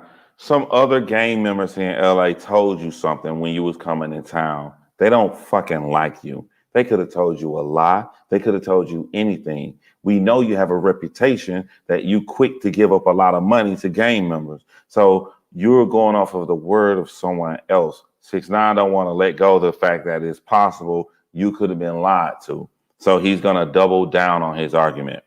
That's what's going on right here. Told you that. Who did this? That's why I'm politic. What you mean? I leave it what to Mel once, say twice. Huh? If you said once, say who could you put this man's name out there like that? But I'm telling you, said who, and that's let me give you something. If that shot was called, right? Yeah. Nipsey wouldn't have been the one to call it. So why Nipsey name was involved? Nipsey wouldn't. Who involved it? You still. He's saying, why was Nipsey name involved? He still hasn't learned the lesson that Wack 100 trying to teach him. You feel Nipsey was involved because you received information from a group of guys that could have been fucking lying to you. That's what Wack is trying to show him, but 6ix9ine is doubling down and he don't want to hear it. The Hoovers, they if they did say that. That's what happened. But you like, yo. And I'm telling you, that's what happened. This man has a master's degree in snitching. Look at him. Look at him. Yeah. This man snitches every 5 seconds. He don't give a damn. He'll try to explain something. You corner him, he gonna snitch. Don't tell 6ix9ine nothing, bro. But okay, listen. They would do that because they big for 50 years, but that's what politics does. No, but what I'm saying is, My bugging? don't say it to be true. Don't say it to be true because you got manipulated. Manipulation is for the mind of a fool. But listen, no. Listen. I read the book 100 times. Sun Tzu, listen to me. Because you were manipulated. They manipulated you to think one thing. Only thing I'm clearing up is, hey, man. You're saying they could have probably played him to feel like he needed them. It wasn't playing. Get that bag up. Even the feds, even the feds was on it, nigga. The feds was on it. Why? Because you put them on how to. Listen to this part. Now, we done heard this man snitch by 7 times. Listen to this, y'all. Hold on, let me go back. Listen to 6ix9ine. Even the feds was on it, nigga. The feds was on it. Why? Because you put them on how the feds know. When the feds. How you know the feds was on? You was working with them back then? No, I'm gonna tell you why. I'm gonna tell you why. How did you know the feds? I'm gonna tell you why. Because when I got questioned, when I got locked up, nobody noticed, but Shotty put 15 bullet holes into a car. What? This man's snitching is overlapping each other. He already snitching. The feds know and how they know, and now he's snitching that the guy who let him hang around the gang members, Shotty, who in jail for doing 15 years because he took the stand and snitched on Shotty. He now saying Shotty shot up somebody else's car. This guy here, bruh. This is the snitch Olympics. Holes into a car that was driving somebody's son in there. I'm not gonna say the name. Put 15 bullets. I'm trying to let y'all listen. I'm not trying to keep pausing it. He keeps snitching. They keep snitching. I'm not. All right, let's see. Can we make this fucking thing go without him snitching? I'm not gonna say the name. Put 15 bullet holes in the white. It was the wrong car. It was the wrong car. It was the wrong car. We know. You notice how I just told you it was the wrong car? We know what's happening. You know I know, right? Yeah, we know you know, nigga. Hey, you know I know.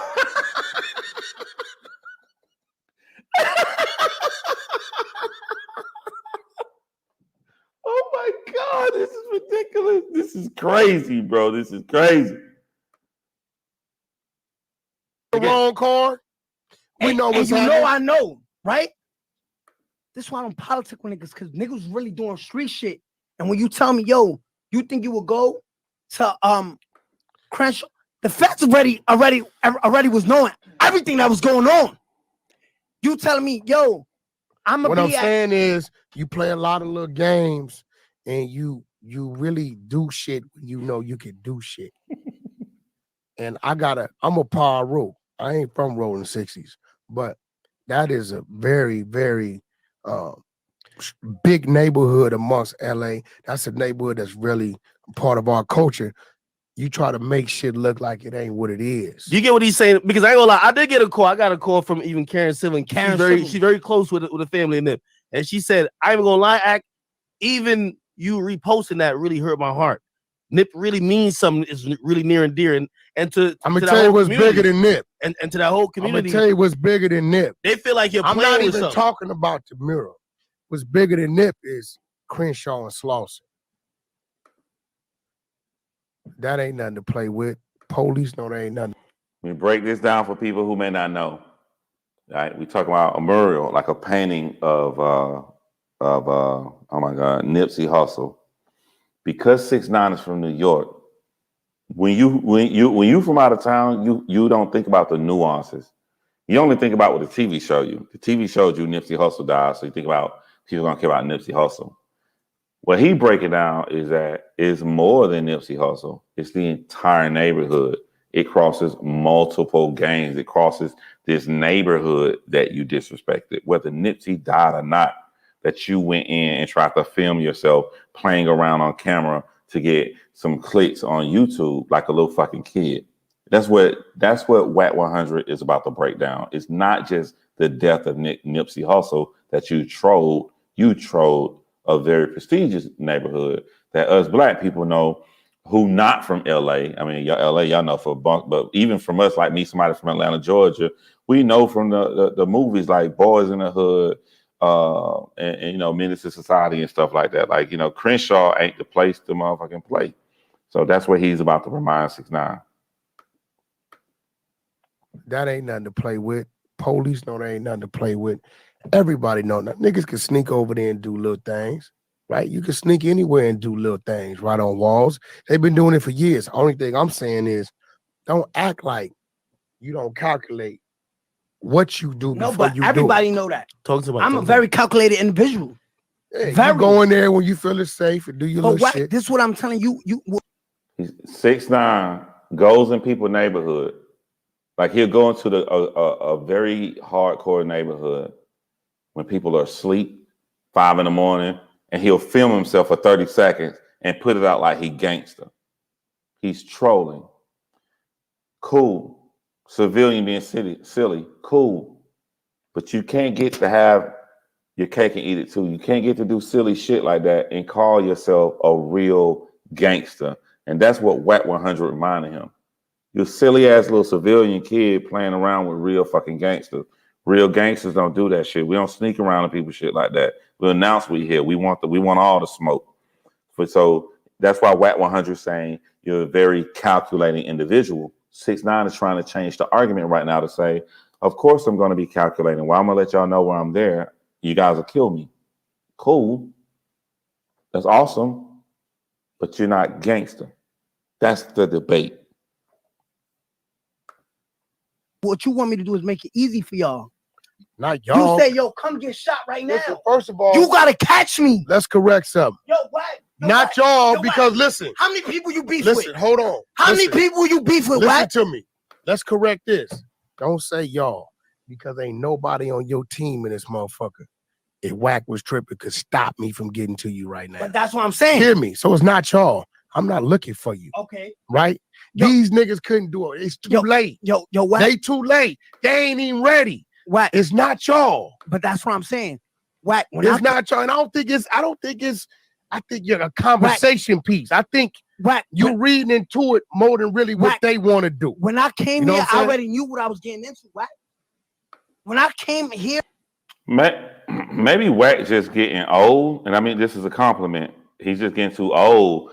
I don't know what made Wack change, but this approach that Wack doing, I am loving it. He showed his manhood without raising his voice, without getting wild. He just told him, like, I know I'm here by myself and you got all these dudes in here, but if I wanted you, can none of them stop me. They're already too far away. I can do whatever I want to you. And he meant it. And I like, and I don't mean in intimidating violence kind of way. I mean, I don't mean that I'm not that kind of person. I just think that there are ways that you can come across better with how you deliver stuff, and you can make people feel where you're coming from, which is why I like Jay Prince, because there's nothing physically imposing or physically intimidating about Jay Prince, but you feel the same aura about Jay Prince than you would a big bodybuilder guy standing outside of a club. So the way that Wack 100 just did that, I ain't gonna even lie to you, I like that shit. That was awesome. I ain't gonna even lie to y'all. That was awesome. Especially given Wack 100 reputation is exactly the opposite of what we just saw. Well, you know I ain't tripping. But I knew, yo, Wack, this is what I'm saying. I got with me what I said would be with me, right? Yeah. What I say was coming. So you coming with your wife and your kids. Wack. That's it. Wack. That's it. When I told you I got some niggas in South Beach right now that shit. That's they with that. Yo, Wack. From LA. Wack. But you know, I don't bring them around this because this is entertainment. No, see, this ain't no street shit going on. Glad you didn't. Wack, this is entertainment. You trying to avoid what I'm saying to you. Well, okay, we'll say. How many people you beef with? That you got real beef with? You know it's a lot. Look at him. Last thing we did was shit. Nobody right now. Nobody right now. Hey, yo, this nigga face is stressed. Look. Look at that. Boy, look at the line, the wrinkle, the boomerang moon wrinkle right there on his mouth. Boy, that's a lot of stress, bruh. But you know how many people this is? This is after an XL sigh. Boy, that's a lot of people, boy. How many people you beef with? That you got real beef with? Last of the bit was nobody right now. Oh my God. This nigga face said 20, 100, 500.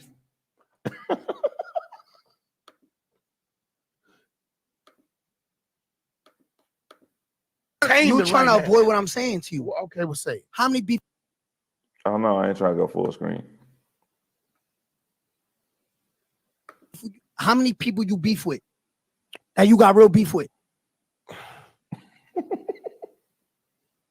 Last of the bitch was shit. Nobody right now. Nobody right now. I got some people that if I see, we gonna get at it. All right, why don't you call them right now and say, yo, meet me right here, right now. Oh, I let niggas know where I'm at, bro. No, but I'm saying that's what you want me to do. That's not smart too, Wack. Come on, no, you got kids too, bro. Let me tell you why. You know what I'm saying, though? You see his team? Yeah. Right? I got a different team. I might have to go get this whole episode, bro. Was there 3 pieces? I only saw these 2 today. Is there a third one? Let me see. Is there a third one? And then I bring people on here to talk. But please don't play Blue Fools. Please, please. Okay. So there's 3. Is this the same thing? Yo, this man, look at the views this man got. Boy, act about to take off. And then they letting, so Spotify putting the whole podcast on. He already got, I think he got $3 million from that deal. So he got millions from that deal. But then Spotify is letting DJ Academics post the clips to YouTube. Nah, it's only 2 clips because this was only 1 minute. The other 2 were like 10 minutes. This probably just a trailer. Let's see. This is gonna be a trailer.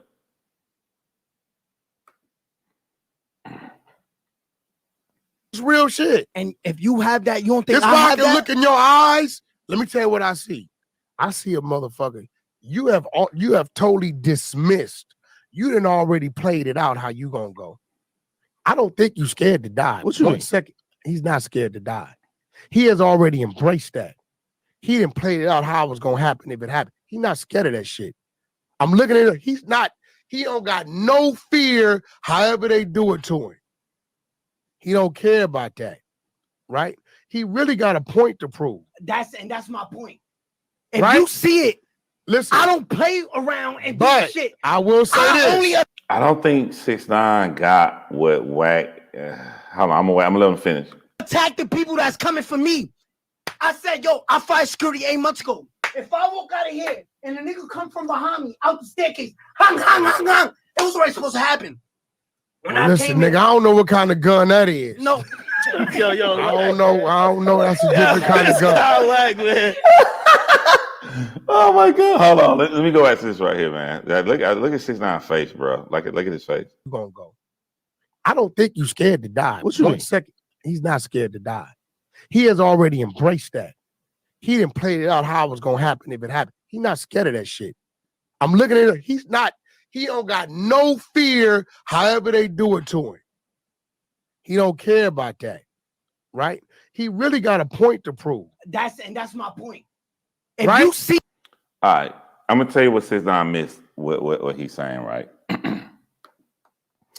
I 100% agree with Wack 100. I 100% agree with him. I don't think that 6ix9ine scared to die. I think that's why he do all of this crazy stuff and put himself in these dangerous situations. But 6ix9ine confused is not being scared to die with being tough. Not being scared to die is, in the way that 6ix9ine living his life, is he doesn't care to have a defense. But in Wack 100 world, in the street world, gang world, you go on the offense. That's why Wack 100 said 6ix9ine never done anything. He never shot anybody. He never did anything to be down. That's what Wack 100 them looking at is what makes you gangster and what puts you down. And 6ix9ine wants to get his flowers, meaning he wants to get positive recognition, praise, because he's not afraid to die. And it just don't work that way. I was talking to somebody earlier today when I told him, I said, I'm gonna go live on John Real on It's Been Real channel. And I'm gonna go live about 6ix9ine and Wack 100. I told them this tonight, and they said their opinion about, what 6ix9ine said and everything. And I was like, they said I like 6ix9ine. The person I talked to was a woman I talked to, not a street woman. She said I like 6ix9ine. He just it's crazy, he brave. And those guys tried to fuck his girl. They did all of this, and everybody. She said everybody know in that situation that they would have snitched on him. She was like, John, you know I'm right. And I told her, I said, it's not about what I would do or how I am. It's about somebody trying to play both sides of the field. If you go, and then I said, the problem with millennials, they got one plan, and that plan has to be 100% correct because they didn't live it. And I'm trying to think of the analogy that that I gave her. I can make up some new analogy now, but I had a great one when I talked to her. But I said, like, DJ Academics and Tekashi 6ix9ine, they see, I use Michael Jordan. So follow me. I'm gonna use Michael Jordan on this. I said the millennials see highlights of Michael Jordan. That's all they know. They wasn't there. All they can see is clips of him up, his tongue out and dunking. I said millennials don't know how it feels to live in the 90s and have a favorite basketball team. And your favorite team is always close in the match against the Chicago Bulls. And what Jordan do to demoralize your spirit in that fourth quarter. They didn't see that. They didn't have a team that they followed through 82 games and saw the whole season. They only see highlights. These millennials only see highlights and shit when it comes from gang culture in the 90s. So DJ Academics get a great idea. He feels he has an epiphany. He feels, I figured it out. Rappers talk shit, but they aren't going to do shit. So because of this one epiphany he has, he feels he can go on a rant and fuck with every rapper out there on the planet because he has figured out, because DJ Academics to say some shit like, I figured out that rappers have something to lose, so they really aren't going to do anything. He didn't understand. He feels like everybody in the 90s was stupid or dumb. No, the rappers in the 90s had shit that they could lose, just like rappers in 2021, maybe even more to lose since they sold platinum records back then. You have to be 100% correct if you're going to go down this far left field road to be an asshole and arrogant to everybody you come across because you think that rappers have something to lose. You have to be 100% correct. But what you didn't see in the 90s, when such and such lost his life and such and such lost his life, they felt comfortable. And when they felt comfortable, they got popped by some random nigga.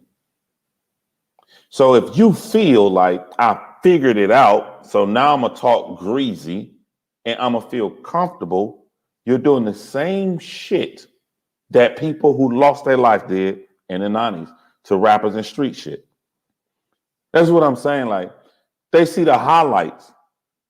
They didn't see the everyday grind, everyday things. So 6ix9ine see the highlights. He don't think this should have happened. He go on Instagram, he brag. He jump off the stage in Miami. He like, oh, I'm living my best life.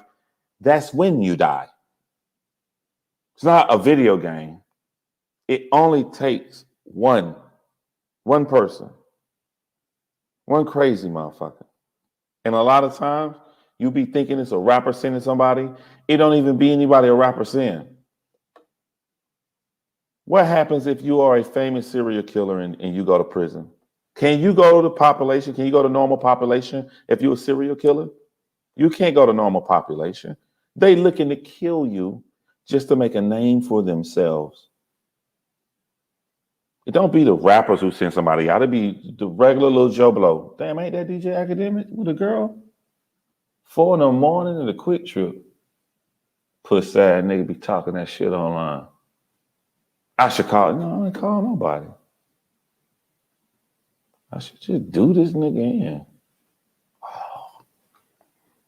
Nigga, ain't nobody around. It's just him, 4 a.m. at a quick trip with a girl. Nigga.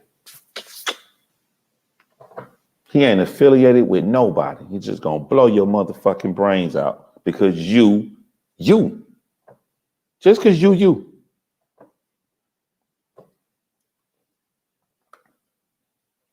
Yeah, Dahmer, yeah. Beat Dahmer to death with a broom handle. So, like, that's what I'm saying. Y'all, these little young new generation, they see highlights and they think they figured out and mastered the highlight. It's a highlight for a reason. There's a lot of other shit that happened in between them clips you saw to make it a highlight.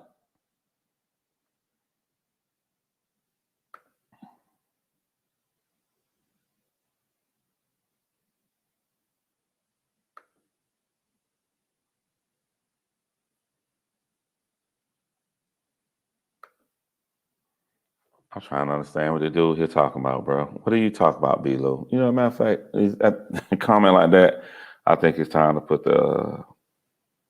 this on here, man. That's the link to come up here and join the live.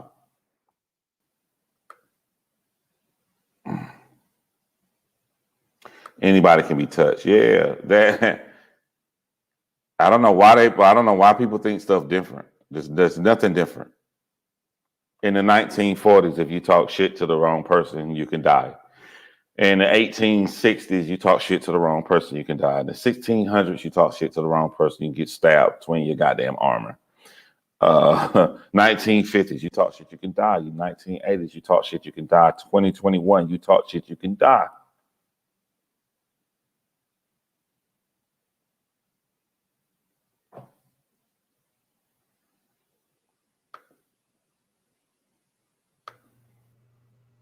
What's going on, Caliber? Yo, what's good, John? What's good, brother? Yo, what's good, John? Chilling, man, chilling. What's good, Beware? What's good, Yo, brother? guy, what's good? What's the deal, bro? What y'all thought of the clips y'all saw? You go first, Cal. All right. So, John, I'm gonna be honest with you, brother. I watched this earlier as well.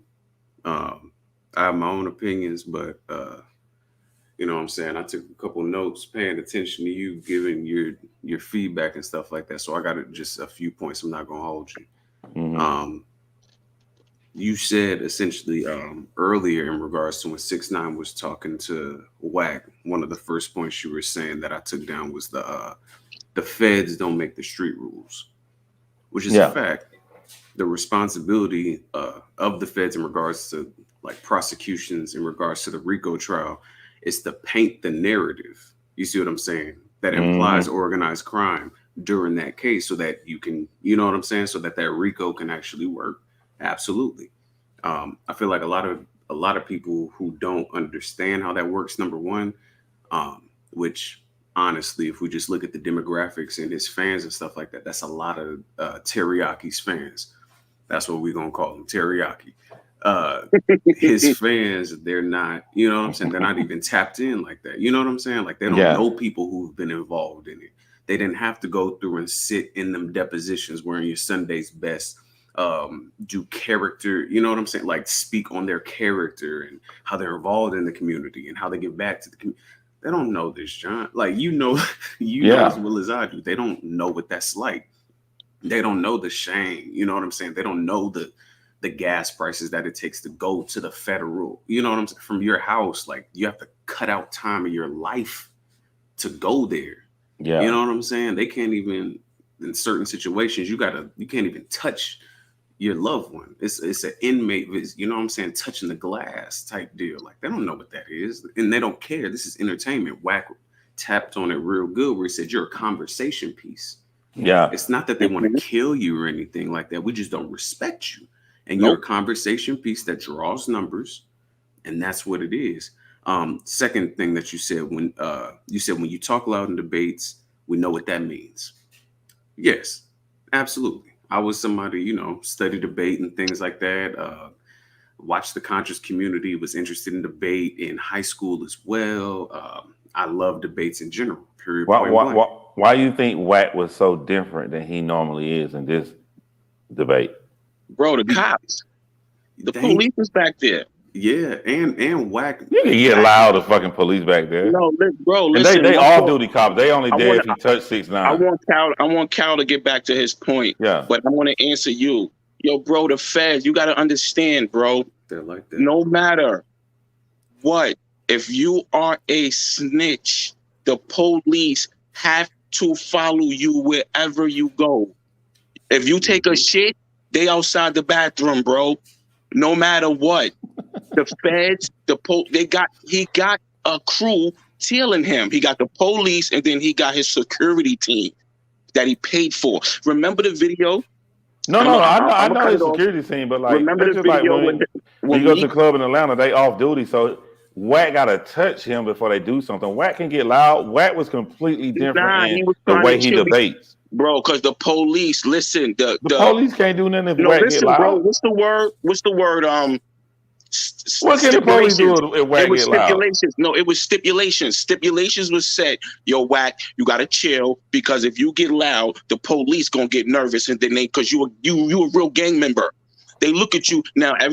Like I said, he do that internet gang banging bullshit. That's the teriyaki dude. Wack. Thank you. Wack. He does. You can say, Wack do be on his front shit, and you got people who pull paperwork out on Wack. But in hindsight, Wack is a blood, and the police said, "Listen, you are a blood. You can't raise your voice. You got to be chill. You got to have a mellow tone, because as soon as you raise your voice, we might get nervous, and we don't want to lock you up. We want this interview to go."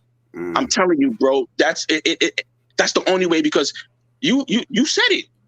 You said in Clubhouse, Wack be bugging. You seen a video of him beat up the 2 white boys.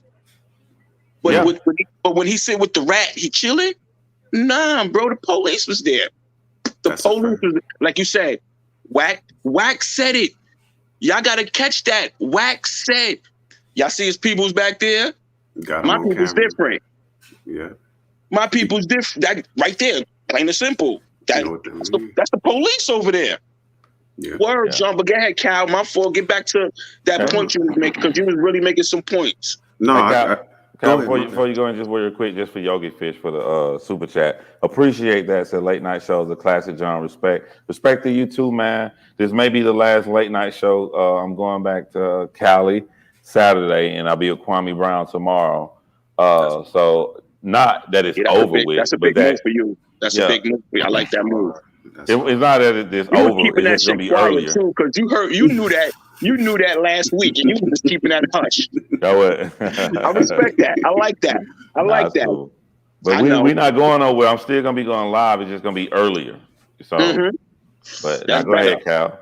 No, just in regards to talking loud in the debate, and you said we know what that means. I mean, I as well know what that means. Like, what I wrote down is essentially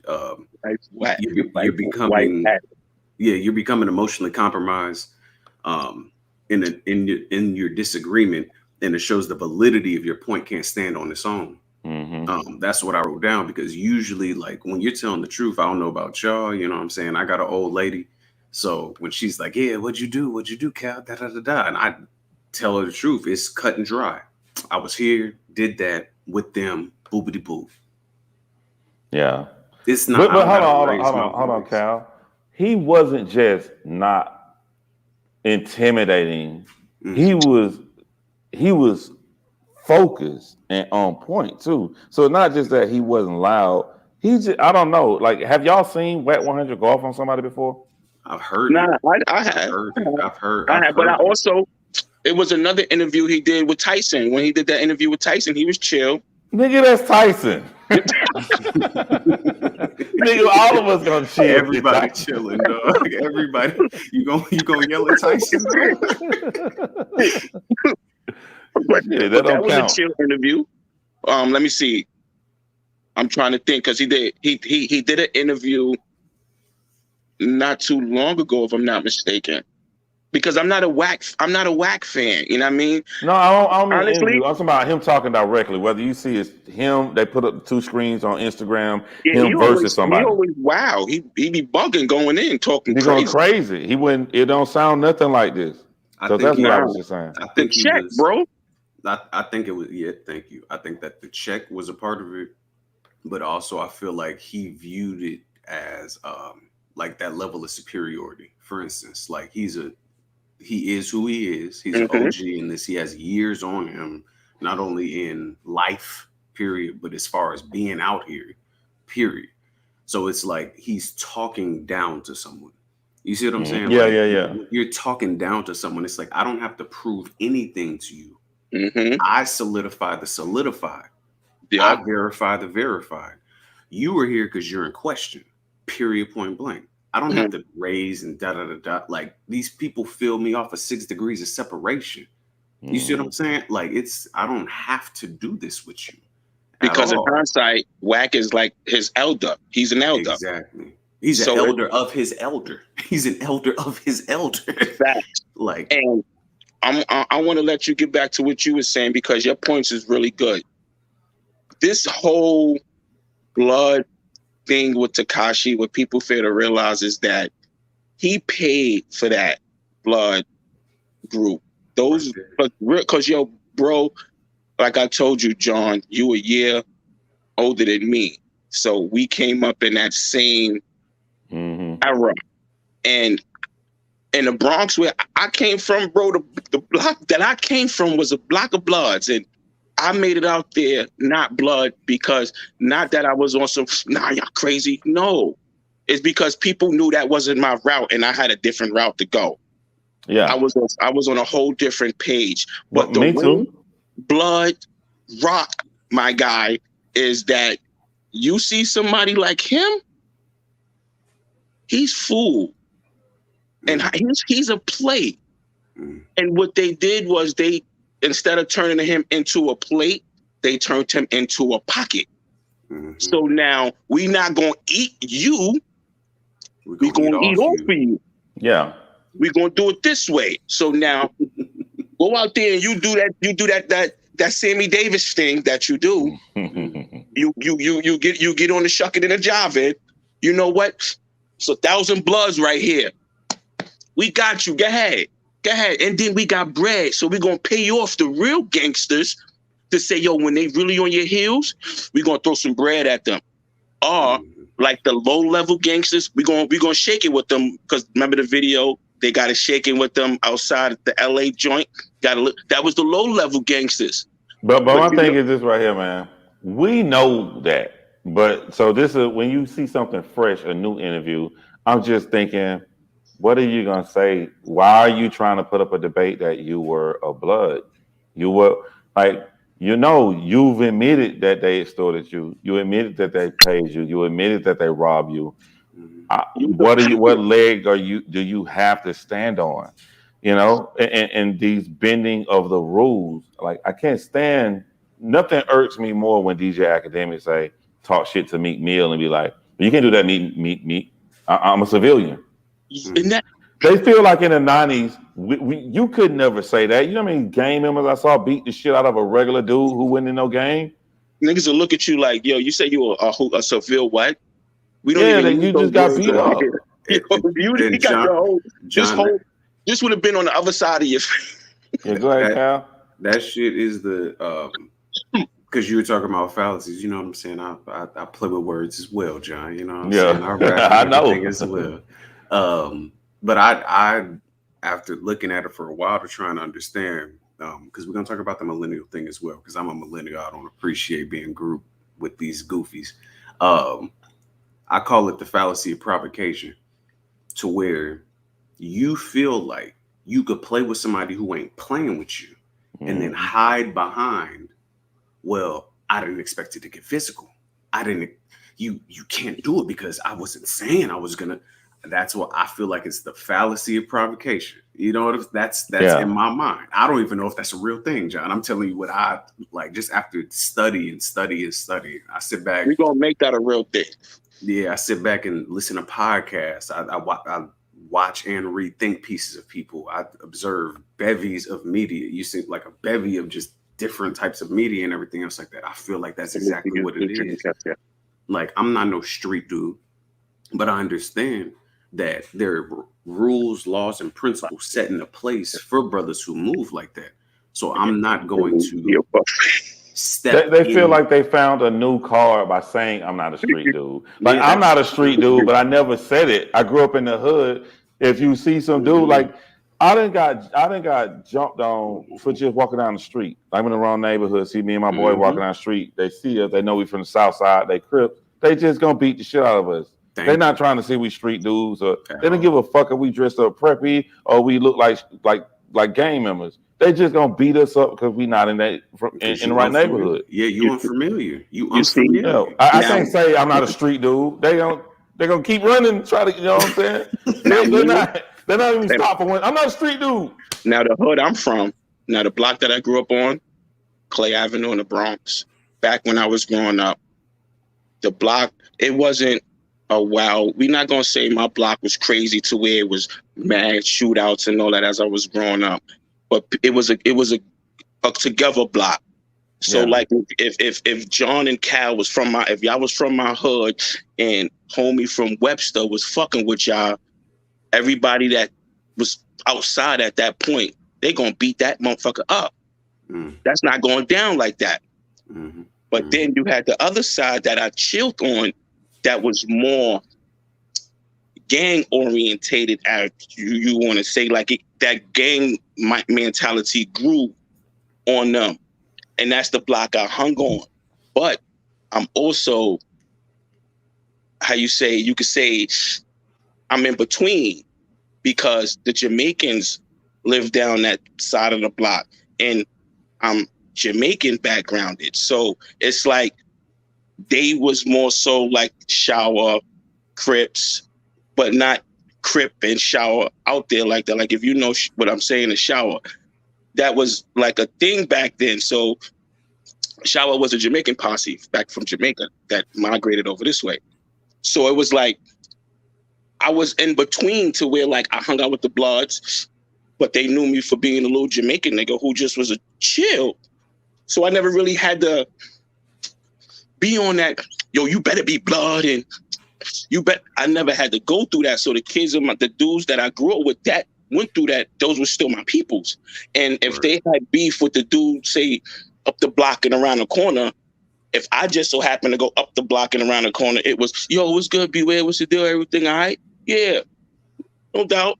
Like, that beef never migrated over to me, so I never really had to deal with none of that goofy shit. You dig what I'm saying? But with my block, when we did have our issues with people, we all came together and we smashed out. And it never was one of those, I'm Blood and you neutral, so you got to stay over there type of thing. But I knew the Blood mentality. And this 6'9" cat, bro, Rat 9. Yo, listen, he was as homie said, he was a buffet pocket. Cause in dogs, where I grew up at, them Bloods would have been like, what? You better get in the back of the line. You better go brush up something over there. Yeah, bro. So that's why I respect Wack for having this interview, but I don't respect it for the simple fact is that we all know he a rat. Everybody know he a rat. He said he a rat. There's just major money for DJ Academics like that, because your first one, you want to come out swinging for your first episode, especially the pressure of signing. And I could be wrong, a $3 million deal with Spotify. And that's crazy because you on the internet, this is what he goes on Twitch, sitting in his game chair, talking about everybody. But then if somebody go and approach him, I'm a civilian, you can't do nothing to me. So why you running your mouth? Like, yo, them dudes in Chicago back in the early 2000s, I swear to God, yo, if I could read their mind, every last one of them wanted to break academics up. Every last one of them. If you knew about that channel he had about Chicago, it was the Chirac. That Chirac shit. I know. Yo, bro, I'm from the town. I'm from New York, but I rock Chicago. I love that music. That music is crazy. They seen as retarded, but he was putting a different light on them cats. Now I follow Rest in Peace Zach TV. You know what I mean? I followed the other kid with the dreads. I can't get his name right quick. But the light he was putting on Chicago, bro, and you not even from there. You in your mother basement talking about these dudes and giving them score titles and all. What? You not from the street? And that's, he started that, bro. He started this whole goofy bullshit going on now. Beware, I don't have to read minds, bro. If you see my shirt, you already know. If you read the shirt and you know what time it is. Let me see it. Can I go like that again? Yeah, Looking at my TV. Loot the South, bro. Like that's my family, bro. South side of Chicago, bro. We're not doing this. I don't have to That's where you from? That's where you from? No, I'm from Central Florida. My family, bro. The major part of my family is South side of Chicago. Hold on, wait. Thank you, Miss Embassy. She said it's Chicago, not Chirac. Thank you, Miss Embassy. Yo, not for nothing. That's what he coined that shit. Yeah. Wow. Yo, listen. I call it the Chi, or I call it Chicago. I don't even really call it the Chirac shit. I was catching myself calling it that. And when I was catching these YouTube videos of Chicago, like real Chicago cats, they wasn't liking that, bro. They don't like hold on, man. Y'all, you know me, Cal. My bad. So no, you good. The statement like this irked me because I hate when people try to do shit. But it said, so it's academics' fault that Chicago gangs are the way they are. Who said or insinuated that? Why y'all do arguments like that? It's academics' fault. Like, why y'all like that don't irk you, Kyle? Come on, bro. All right. Why y'all do arguments? All right. So you can't say that. Let's talk to you. Yeah, do you know about the government infrastructure in Illinois? Do you know the history of Illinois, what's been happening in regards to inner city communities and things like that? Do you know about the disparity of resources? Do you know about that? Do you care about that? Do you care about the mental health? Wait, sorry, Cal. My fault for cutting you off. He didn't say it's academics' fault. He's asking. He's asking. Yeah. No. I didn't say he said that. I'm saying like, my fault. I don't like the question. What do you mean? Like, no one said that. That question is crazy. Yeah, you're right. My fault. No one insinuated that. Nobody. That's one of the questions. Be like, so it's his fault they killing each other? Nobody said that. Because the gang been going on in Chicago before we was born, and I was born in 81. So that gang life out there been going on just as long as gang life in LA. Deviate for what DJ Academics was doing, and you can't take up for DJ Academics on something that he apologized for. Listen, I don't give that apology don't mean shit, bro. It don't mean nothing to me too, but I'm just saying, if he acknowledged that he wrong, how can somebody else come take up for him? There's by the way, I don't mean to go left. Huey, real quick, beware. There's a difference between instigating something, creating something, and profiting off of something. Exactly. That's what you're missing. Yeah. Period. When it comes Omega down Red, to I don't think he's trolling. He's not trolling. I don't think he's a troll. I think he's dead serious, and he don't understand. And that's fine. That's fine. I'm not going to punch on bro for maybe not understanding. Academics simply profited off of this and was able to essentially monopolize this area if you pay attention to what happened. Like we said, he was the one who was actively out here punching with that Chirac stuff, like divulging information and putting stuff out. Like, it was crazy because he had a meteoric rise in light of the covering of this. And if you think that, if you can't believe me, just go back. Everything's on the internet, which was my other point, John, when I said like millennials, where you said, dang, I wrote it down. You essentially said these millennials only see highlights when speaking in regards to Jordan.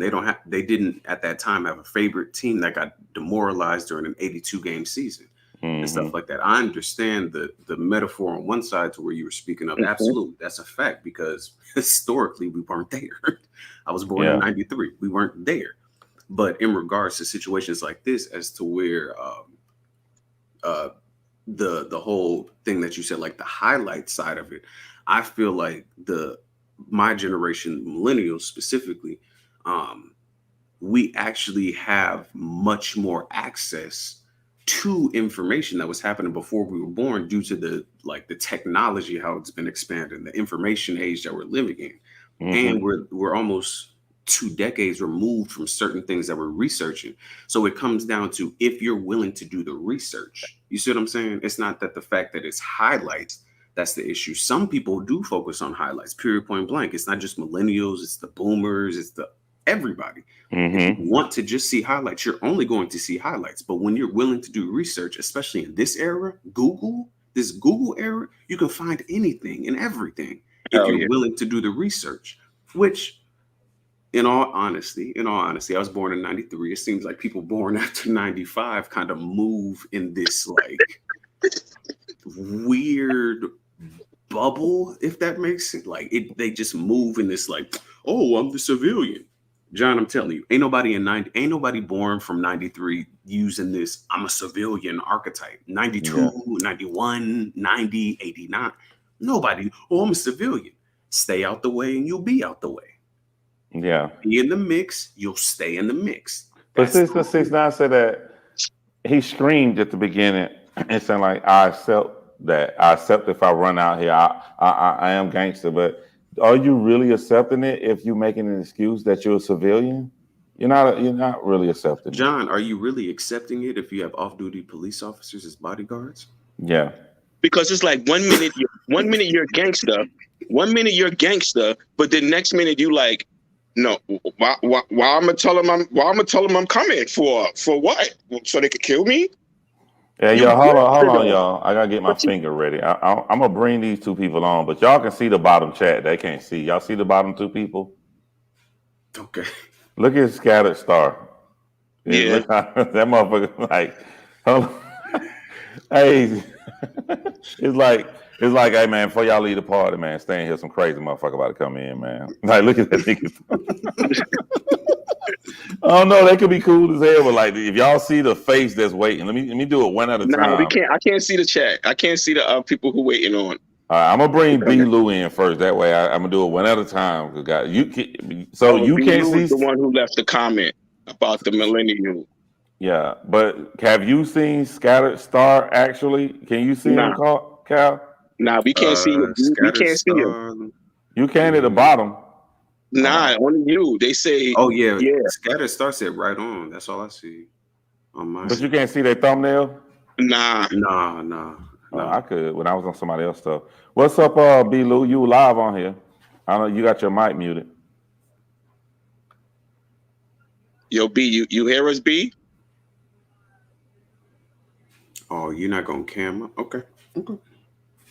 Yo, you went away from the joint? I guess you could throw a rock and hold your hand. I guess that works. I guess you could do that. All right, Scattered Star. That's what I'm talking about right now. Hey, what's up, my brother? Can you hear me? Okay, we hear you, Scattered. This thing we talking about heavy politics, and you just see him like that. Wait, what is that? I had one of my capture cards going, bro, and it actually came up. So I said, damn, that's a pretty nice par right there. We'll keep it there. But, man, what's up with y'all brothers, man? I appreciate all of what you're doing, man. Appreciate having me up, man. I ain't talking about no crazy shit. I just wanted to chime in on what I was saying earlier, what you had showed with the video. I mean, you saw the video, brother, and I was saying every 30 seconds, I think it was on that second video, it was like he was every time Wack asked him something, bro, this nigga saying a name, And then he's saying what they done. He went into snitch that was you. overdrive, Yeah, that was bro. Status Star who was dropping that. Yeah, I was reading your comments. That shit was hilarious. Yeah, Bro, yeah. that shit was Yeah. wild, bro. Like every Nigga 30 said, seconds. Shotty, big yo. Yeah, he went was snitch getting louder crazy. every time he said the name, just louder. Like Be Real was saying, say man, this nigga getting so loud every time Wack hit him with a fact, because Wack was hitting with facts, man. He need to hashtag that. He could not stop. He could not stop. It was hurting. Hey yo, from since I was young, I always heard the loudest person in the room is the weakest person in the room. The loudest person in the room is the softest person in the room. The one that's trying to make the biggest commotion, he's definitely telling a lie. I don't care what dudes say. Somebody else in here? Oh, Toothless. Man, I ain't see Toothless. I don't know how long she been in here, man. Dude is a whole liar. I don't care what hey, what's going on, Toothless? Hey. Hey, somebody watching this because I can hear the echo. Dude is a whole. That's Toothless TV. You got your TV in the back, Toothless, if you got the TV on. Yeah, I got it. Yo, like I said, dude is a whole liar.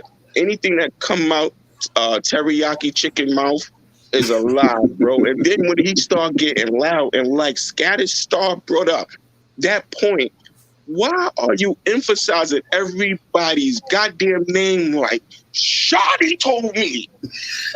Loud with it. The way he was, no, come on, bro. I'm not no gangster. I'll never pretend to be. It just the way that I was born, the way I was raised, in the neighborhood I was raised in. I don't know. It was weird watching brother just so easily snitch like that over and over and over again, saying stuff that we know people don't want out there. No, but that's the new age for you, though. That's not. Don't do that. Beware. I mean, not the new.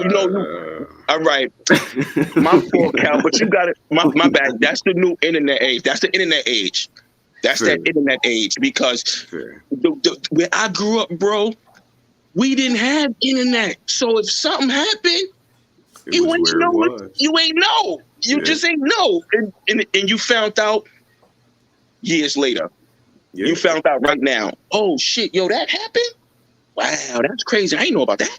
Exactly. But now the internet, everything, you got your phone, yo. Everything is that now, bro. So it's like that's the era dude living. He was raised because if you do your history on Snitch 9, he was supposed to have been a Crip. And then miraculously he turned blood and he Treyway. Oh yeah. I saw that. Yeah, I want to hear from Toothless. Toothless, what's going on? What you think? I love to hear your wisdom. You saw both videos, right? Yeah, she was in here with us. Yeah, I saw them. Can you hear me? Yeah, we hear you. You sound perfect. Oh, okay, fantastic. You know, I don't know. My take is so damn different than most people. That's what we like, though. Yeah, but I just think that it's like what Kwame always say. It's the money. All of this to me is just for the money. Who though? For the three men up there. Exactly right. You know, for all three of the men up there, you know, it's just the money, and mainly probably whoever brought it together. DJ Academic. This is first episode of his Spotify deal he got, and I could be mistaken. Last time I heard, I thought it was for $3 million. Okay, but you know, so look at his first episode. He was able to get the guy, the #1 snitch in the world that everybody hate. Shit, I could have did that if I could have got him. Then I would be just as famous, you know. And you talking about? You said it best when you said, you know, this is skyrocketing and how great that is. That was strategic. Mm-hmm. Once we as a people learn that we're really under occupation and everything they do is warfare. So everything they do is strategic. And it's for us to buy into it because they know we like to buy into drama.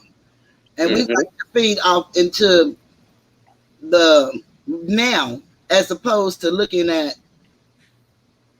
what the now is really doing to us, if that makes sense, what I'm saying. Yeah. See, we just you actually know what you're saying. You got it, Beware? Yep, definitely do. Yeah. Did you see a different take? And I don't know if you may not have seen his other. You may not have seen him get into an argument with other people, but he's very physical and he wants to fight. Immediately, he comes. Wack, the guy in the black shirt. Mm-hmm. Why you think Wack would, if that's how if that's how he is when he's conversation with other guys, why would he so different? And I want to make sure I say this correctly. I like how Wack was talking, so I don't want to make it look like he did a bad thing. I'm No, he saying didn't. why he didn't do good things in other situations, basically. 3 million views. Shit. Again, it's about money. Yeah. It's about money. Make sure you That's get that, through bro. every talking point so everybody get paid. And I'm gonna tell you, Charleston White made it very clear for most people where you can, see where you can go from nothing to being the number one topic, on YouTube. Mm-hmm. And so at some point, if you're maturing, you have to see that this, gang shit is real for those that's involved. True that. But if you're trying to do something different, or if you're trying to take care of a family, and you find out that you can sit at home, get on a computer, and say some shit, and you ain't got to kill and drive by nothing, and money will just come to you in your sleep. Literally. Then, I think that he's probably that person always. You know how we got the good side of us and the bad side of us, but nothing has ever compelled him to be the good side because he was always with his like kind. So if he'd try to have an interview like that just on being himself, shit, the interview would get turned off. Nobody would listen. Yeah. But he was appealing to that audience, such as your audience, that how you go from hip hop to pop, Yeah. and everybody accept you. They're trying to be accepted because 3 million views. All of us wasn't looking at it. I've never seen any of these guys or anything. Shit, I'm a little older than y'all. I'm 62. And so I'm more of a funketeer than I am a hip hopper. Yeah. Yeah. What do you think about this new thing that a lot of young guys are saying? I don't say millennials. People say millennials old now. But a lot of younger guys are saying, I'll fuck with you. And when you're ready to get mad and fuck with me, I'm going to say, hey, I'm a civilian. I think that's bullshit. Yeah, because we all civilians, right? Mm-hmm. Right? If you want to get technical, yeah.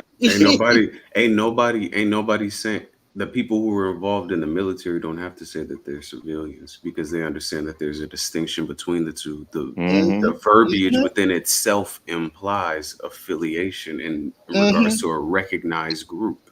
I don't like calling myself nothing. I don't know if that's because I love boxing.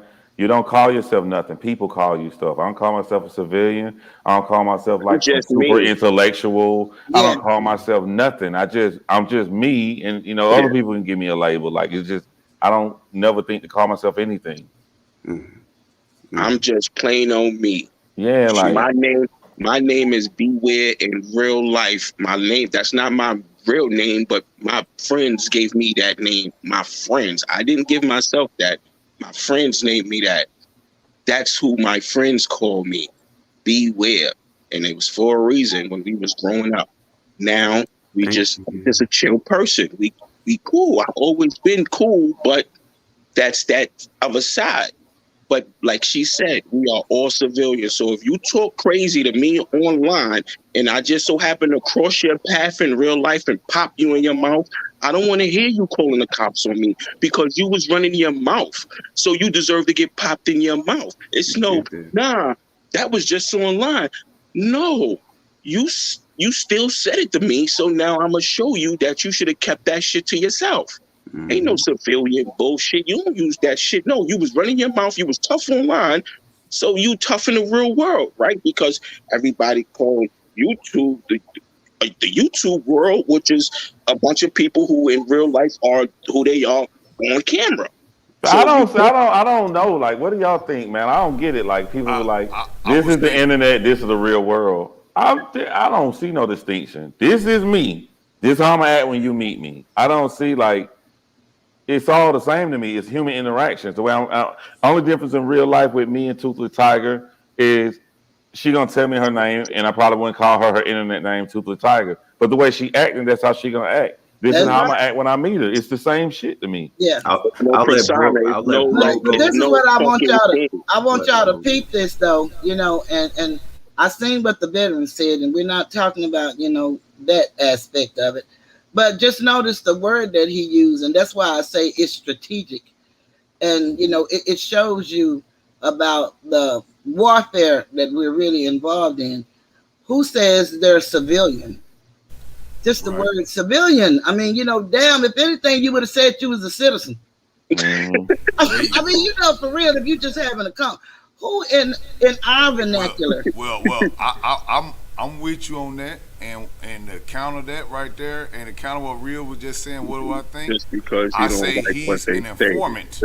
So he's changed. He's not a civilian. He's an informant, and that's a protected class. Okay, yeah. So now that's a different. He gonna have some protective custody types, and with $1 million, you can have a whole bunch of types probably in that studio at that time. You know what I'm saying? And I want first deal. What all the guys that I know that's affiliated, current, past, or prison. You feel me? I know that if they saw that video that I saw, where he was standing on that stand and was calling people names that I'm sure that didn't probably have nothing to do with him. I'm talking about hours of HD footage. Hours. He said, and this person, it was memes. This person and that person and this person on the stand with a suit on, talking with them old fruity goals in his mouth. Man, come on, man. Yo, I'm about to make this chat get spicy. I'm about to put people on the spot. But before I do it, I gotta answer this troll here called a Wallerhead. Yeah, let me get which is a white person trolling. But I'm gonna handle. I mean, y'all can answer. I just want to answer first.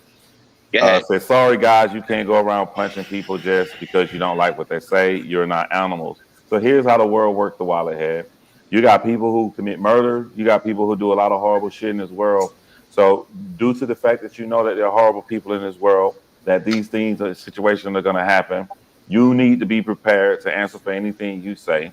You may say call somebody a duty head online, and they may call you a duty head back. You may call somebody a duty head online. They may look up your IP address and find your address and put a bag of shit in your mailbox. You may call somebody a duty head online. They may come and fucking just blow your brains out at your house. All scenarios you need to be prepared for when you call somebody a duty head online, because you don't know who you talking to out of the 8 billion people on planet Earth. So it's not about if someone is animals or not. I mean, because we're going to have people out of the 8 billion that's going to commit crimes and going to do these things. It's about you being able to withstand every possible case scenario when you talk shit to somebody online. How about that? Now, Wallerhead.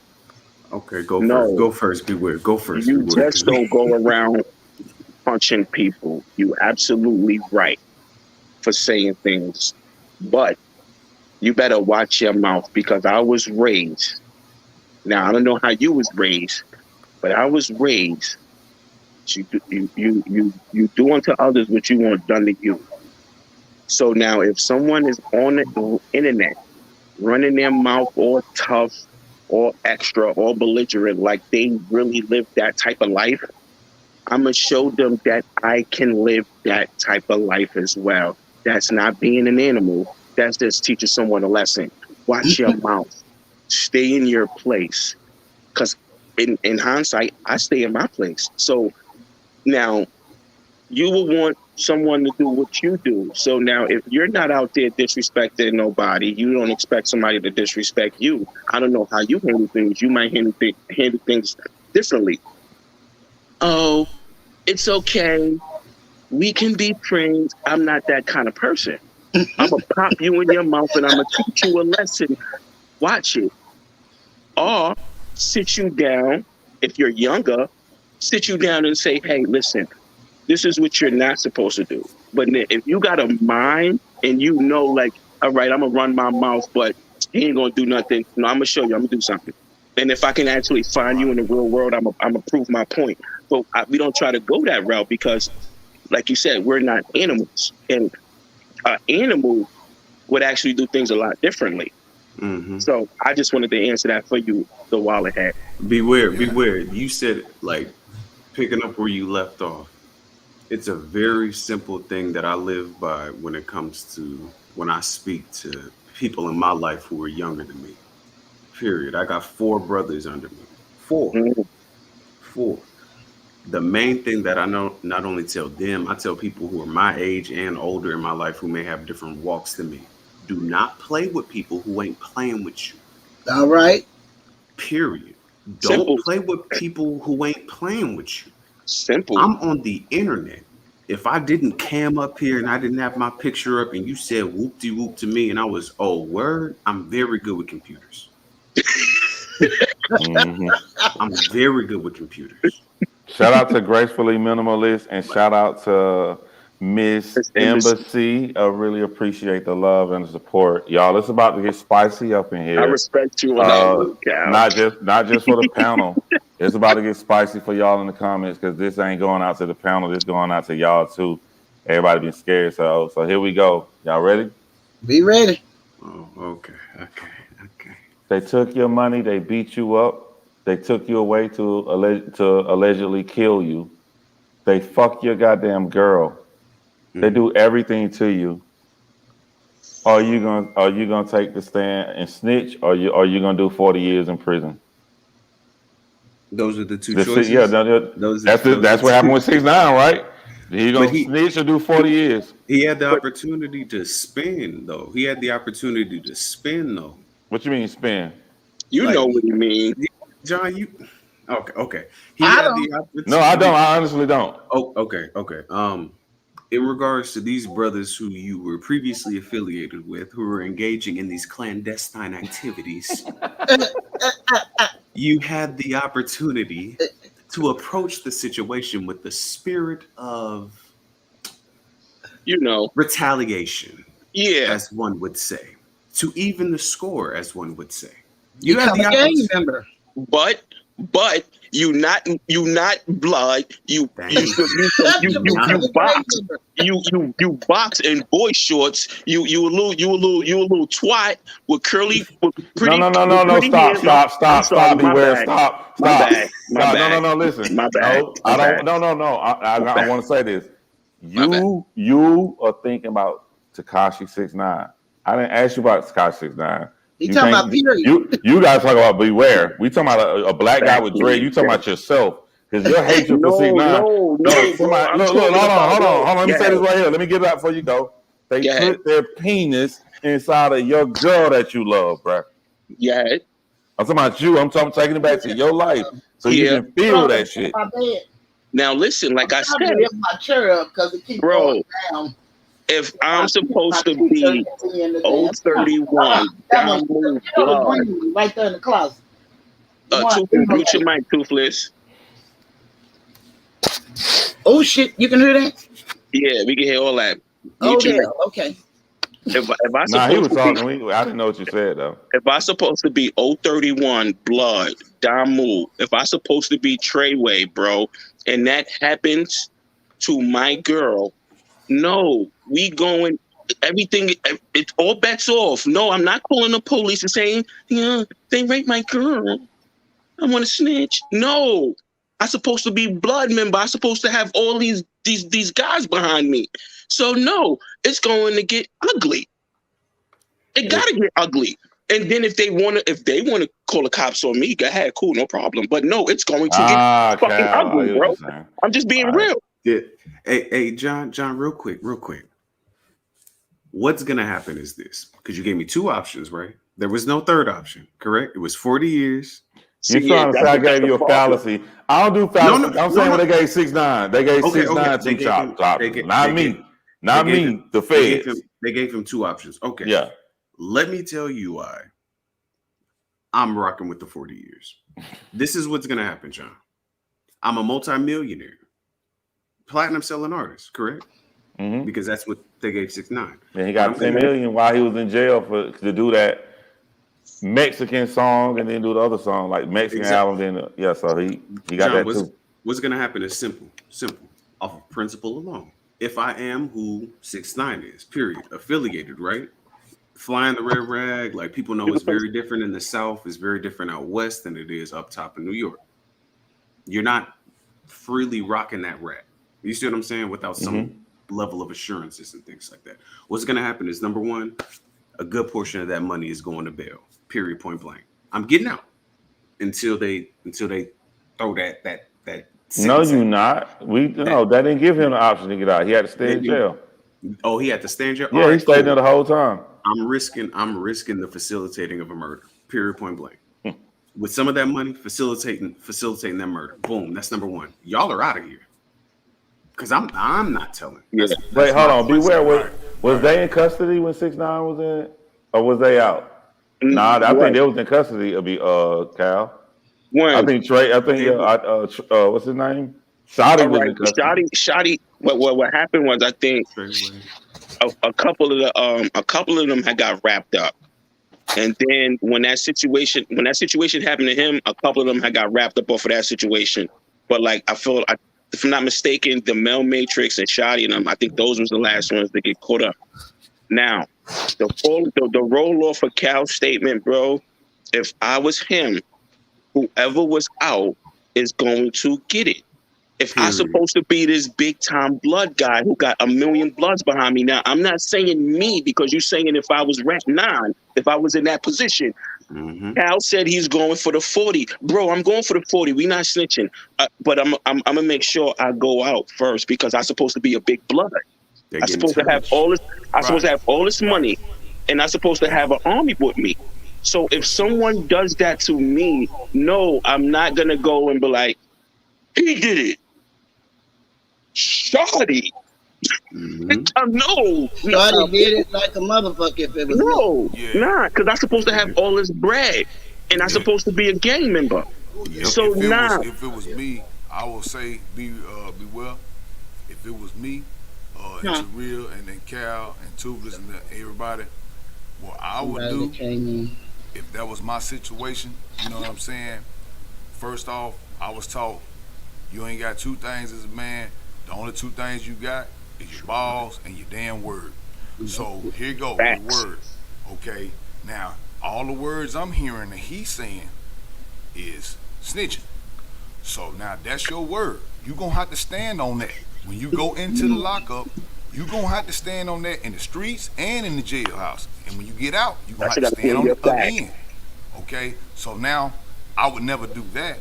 And second off, to add on to what Cal and B Well and what you were saying, real, if that was to happen to me as far as with the raping of the girl or whatever happened, got with your girl, whatever the fuck it was, okay, and did all of that, you know, beat him up and all this old shit, if that was me, and like my man B Well was saying, had this money, had these sets behind you, you had these sets behind you like you say, it wouldn't have been no talking at all.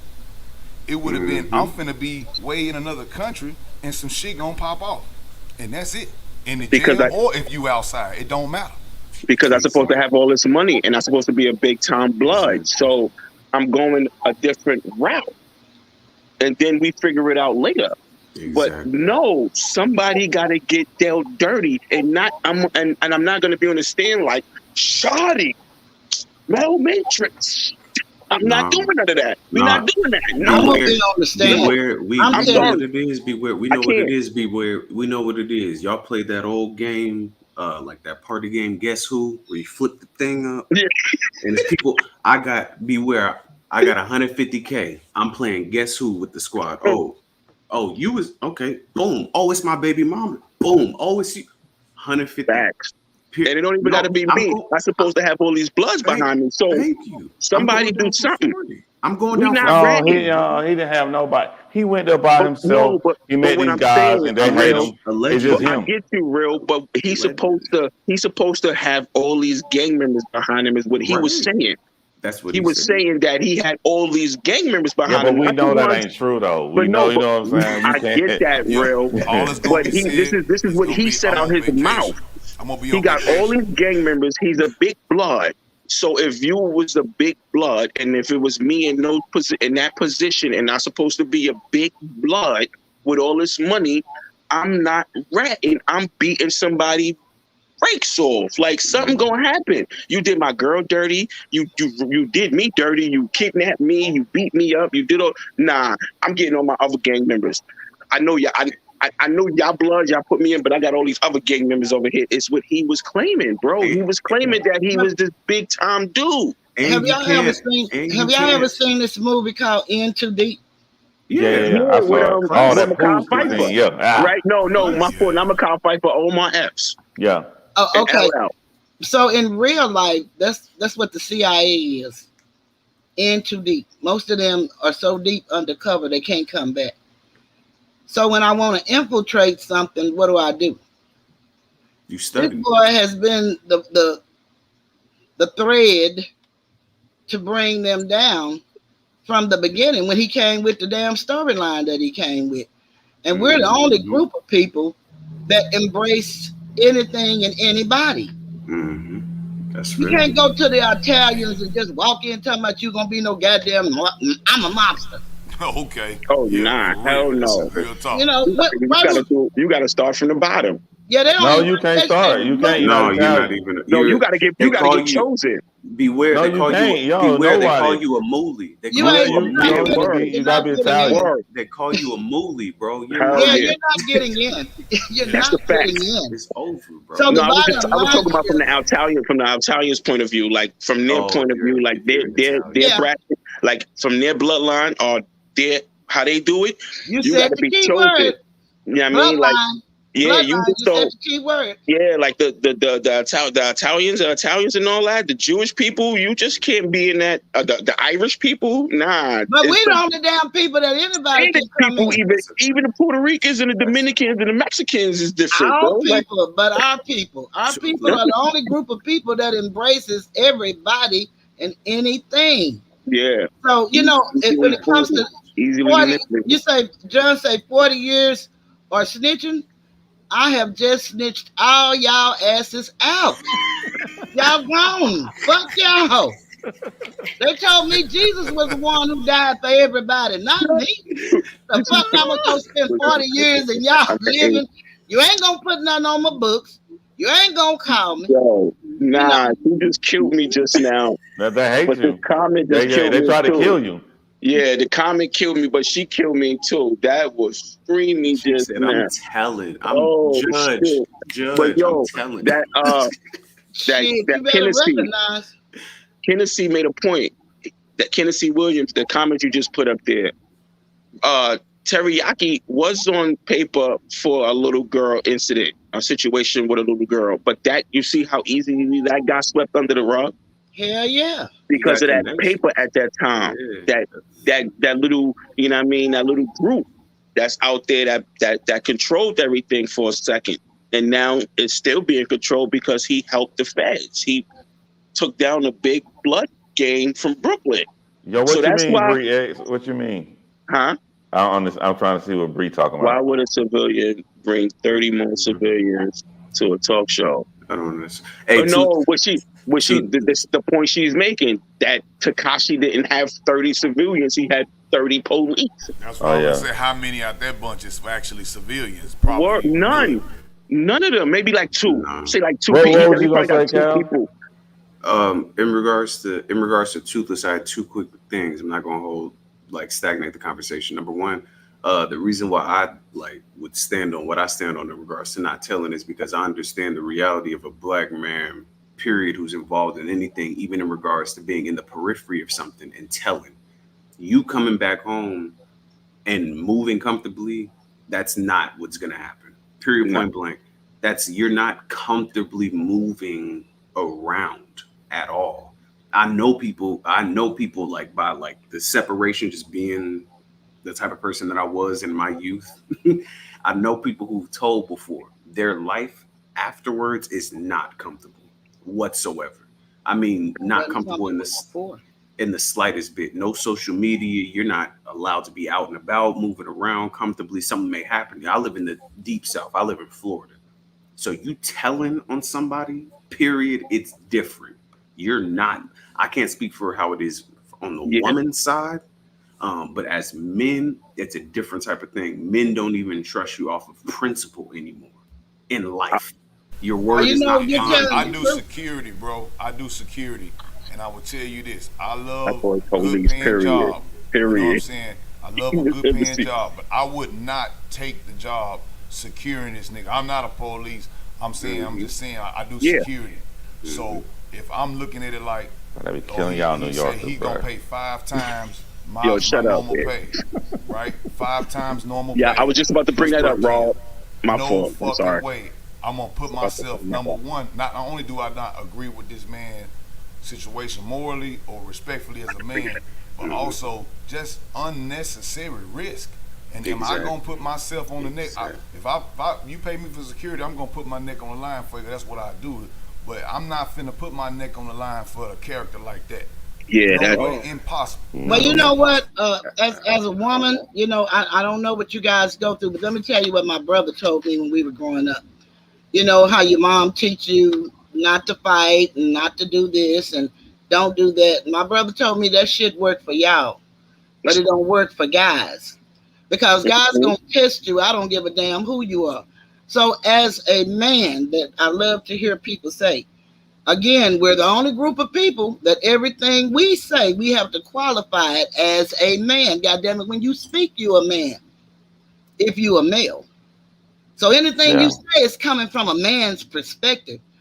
We're the only people that protect and have all of these values on bullshit. But we don't stand on nothing and we call it principle. It's not principle. Your life ain't good. I don't give a fuck if you never open your mouth. A nigga still gonna try you. Yeah, that's a fact. Your life just is not good, period. And then we love to hold on to black. And you know, I'm a little different than most people. Today, I know who I am through my bloodline. Today, I know who I am. I don't ask nobody else to say who they are, but I'm a Moor. And that means something. We invented every goddamn thing. But what we were is invaded. And we're being occupied. So everything we know, somebody taught us. And then we work and act accordingly. We don't own a goddamn thing, but we talking about that's my block. How the hell did you get a block and you ain't even paying rent on the Section 8 apartment? That's fair. I mean, you know, so once we start understanding again, that boy, I don't know if y'all believe in COINTELPRO, but that's when they infiltrate a system. That's all that boy is. And then making him bigger and bigger and bigger, talking about he a goddamn snitch, but he got the money. And if you talk about all these principles to what? If you hold everything you hold dear, and I do have principles and morals, as do y'all. But I'm just saying, let's go on this black tip. Black number one means that you're dead in the eyes of the law. To have no nation. So you already ain't shit. You ain't nothing to nobody. How do you know that, Cheryl? Shit. What did you just say? What's your name, handsome, up here in the middle? Cal. That's Cal. Okay, Cal. Okay, so we have nothing we're affiliated with. And that's, if you hear Kwame, he always talking about I'm tied to something. I'm tied to something. He always talk about that third eye and the Geechee. You know, tied to what? The land. And they separated us from the land. This is our land. And you know, they call us Indians. We're all the same people. We're not no fucking Indians. We're Moors, but we don't want to accept who we are because we've been indoctrinated. So we got so goddamn far to go. This little shit like here is just something to laugh at, really, to be honest. Yeah, I'm snitching like a motherfucker. I don't give a damn what nobody say. I got a mama and a daddy. In my hood, 3 kids, 3 dudes that I'm not gonna say I grew up with. Morning, Ken. But they came up under me, and when the situation hit the fan, now these kids they did dirt. They did what they did, but their backs got pushed so far against the wall that the toughness went out the window and they turned snitch. But when they came home, they came through the block.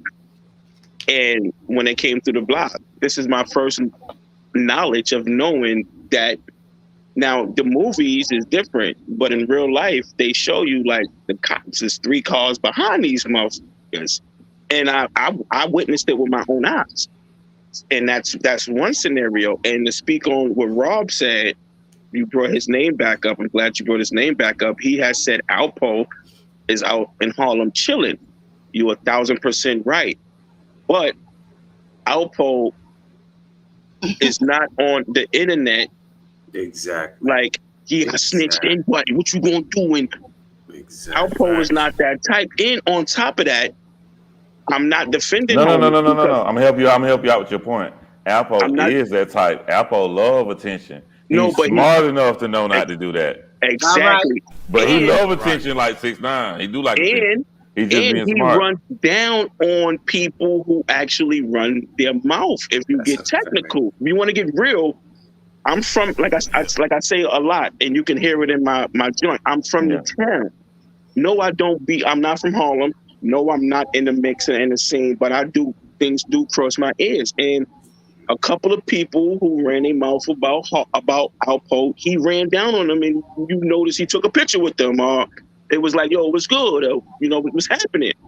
He wasn't one of those types like a 6ix9ine. So you're right. He is in Harlem. And what he did, I could say it probably was a little bit different than what Rat 9 did, but it was still snitching. But it was he's carrying himself a lot more different. He still snitched regardless. They both snitched. They both took the rat role. But Alpo is not carrying himself the way Rat 9 is carrying himself. It's a whole different persona he's carrying. He's not an internet person. He's not he wasn't created. He's not a character. He's not a plan.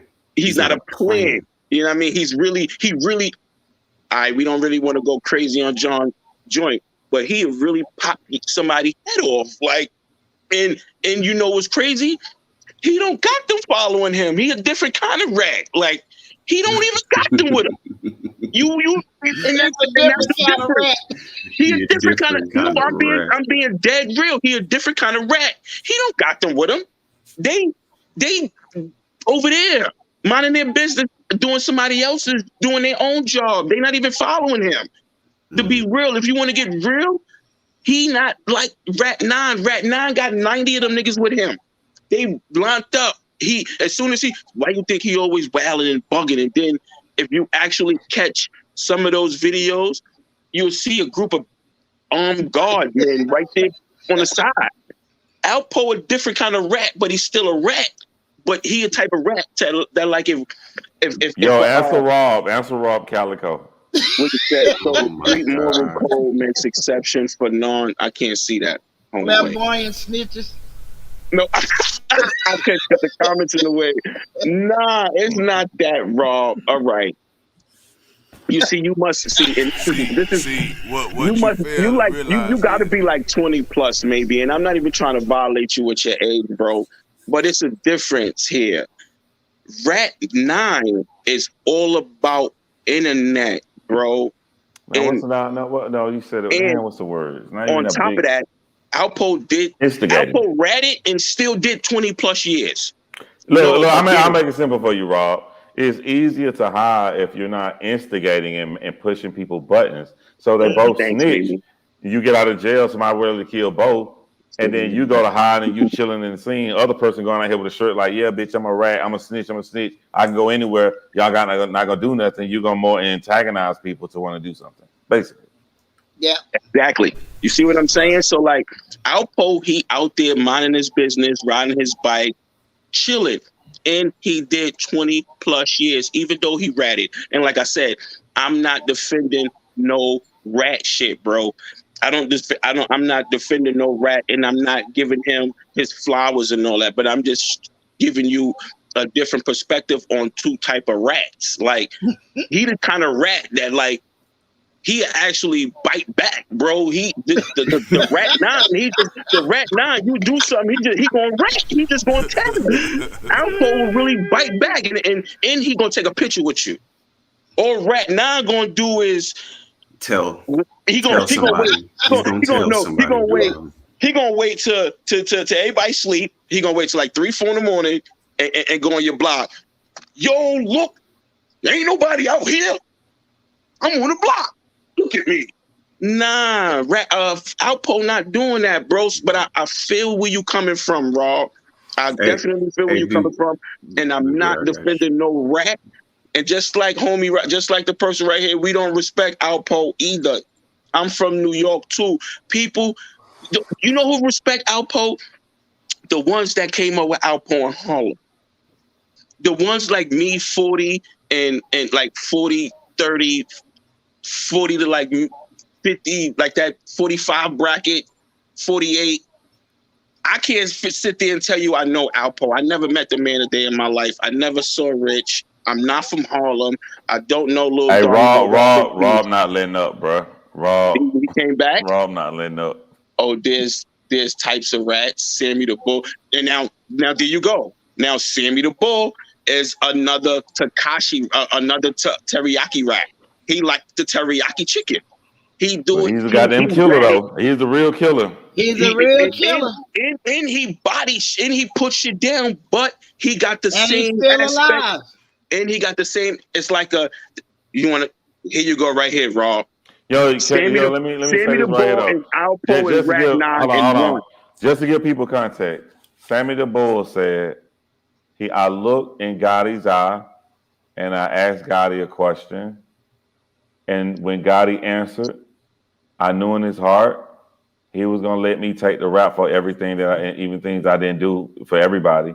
And I asked him twice. I asked him this, and when he answered the second time, it was then at that moment that I made the decision to snitch because he was going to throw my whole life away. What y'all think about that? Self-preservation. like Auntie Toothless just said, self-preservation. But like so y'all don't have a problem with Gotti? No, wait, beware. I'm playing devil's advocate. Go ahead, bro. Give me a second. Go ahead, bro. It's different because for the people who watch the interview, like the back and forth, I call it more of an argument than an interview. For real. Wack was saying, like, I don't recognize you as a snitch because you're a civilian. His words. You told the truth. You had no obligation to this. Now, Teriyaki went so far out the gate to call himself John Gotti. If you pay attention. I'm not making this up. He said, Wack came back and said, essentially, you're not even Sammy the Bull. Because he was saying that these brothers were involved with it. They were like that beforehand. And then it came down to a situation later on that they didn't foresee. And then they compromised. He then said it's not saying that it's right that they compromised. Nah, I'll fucks with you, Cal. I'll fucks with you, bro. But they were still of that cloth up until the point that they decided to compromise, which is fair. Yeah, that was you, Daniel. Daniel Hernandez, you weren't ever like that. You weren't ever like that. So much so because Toothless touched on this, and I wasn't going to interrupt her wisdom when she was saying we're the only group who accepts everything and anything from everybody. Correct? Yeah. You weren't even accepted by the Mexican gangs up there because they did their homework on you, and that's why you moved around. Oh, you didn't think we knew that? To add on to that, that's what happened. What you were saying on that point, brother, is think about it like this right here. I don't respect none of them as rats at all. But I would say think about Donnie Brasco. Let's go to Donnie, right? Donnie, I almost have more respect for him because Donnie wasn't getting that support. They was like, well, we gonna get you in there. He was already a law. He knew what was up, and they was sending him in there. He was like, well, we ain't gonna just come get you up out of there. Like, you gotta be real with it. They might fuck around and kill you. And he almost got killed a couple of times. And he ratted at the end, but that was his job. So I'm liking it too well. Damn. Shit. It seemed like Snitch 9 ratted out way more people than Donnie. And he's it still wasn't ratting even out his people. job. He's still ratting out Allegedly. people. Allegedly. This man got up in front of the camera. Oh, it was Beware. Beware did it. Yeah. No, I saw John. I saw John It's shoot 1,000 3 times in that clip. This nigga John and everything. This John got the camera. It's John. Donnie Brasco could have never survived if he had the idea of what Snitch 9 was doing, because he would be killed way before they could ever fucking save him. And because them, he started snitching from the jump, and From this the ain't even door, your job. bro. them prisons up top, up in New York, if you know how them prisons are run, it's a lot of bloods in them prisons, bro. What? It's a lot of bloods in them prisons. So you know he knew that. Oh my God. I'm from the South. I'm from the South and I knew that. I know that. So I'm telling you, he instantly looked at the landscape and was like, I'm not gonna make it out of here. That's the reality. These niggas gonna call me Tekashi. These niggas gonna have me with makeup on my lips and shit. Nigga, they're gonna be Tekashi. Beware, they're gonna have you holding pockets, walking the track. Beware, holding pockets. What? Tekashi, these gonna be like, yo, come here, Tekashi. Come here. What? Yo, sing that song. What's that song? Nigga, When you talk about them pockets earlier, about how he was standing on his pockets. Wow, that's full circle right there. Only on Be Real, man. What's up, John? I told you I rap, John. You see how we see. I know this brother. No, like, and this is my last point. Where I said, you said this is the hardest and the most loud 6ix9ine is during this situation where you paused it. Yeah, and you were talking about him screaming. Yeah, screaming, getting out of pocket, doing the Dr. Umar. Yo, no, and yo, bro, I said that. I said every time he go like that, that's a lie. Every time you do that, that's a lie. That's a lie. A lie coming. That shit, and I said, the reason that he's doing that is because he was publicly embarrassed on the internet, and he's trying to voice his frustration in a safe place. If you pay attention to what I said earlier, when you like that up here, you're the OG to somebody else's OG. You don't feel the need to violate somebody because you're already speaking down on them. And I wrote this as a passing thought. I said, you can't punch a racing river. What you're aiming for isn't even what you're going to connect with. Thus, an inexperienced person needs a solid target, period, in regards to punching and directing their narratives and things like that. So that's why he was talking like that. Yep. I'm comfortable speaking like that to Wack, because Wack he's like, I don't get any props off of beating you over the head right now, like flipping the table, getting out my body. Like, you are who you are, and you know that you are who you are because you needed me here to even validate you. Like, Teriyaki has done numerous like talkings on his IG Live. He's tried to go around and do media tours and rollouts, and the numbers have been dwindling. This is the first back and forth that I've watched from this brother in his career. I don't think he's popping here. Because of this, and I was looking at it being like, okay, this is somebody who's respected over there from what I know.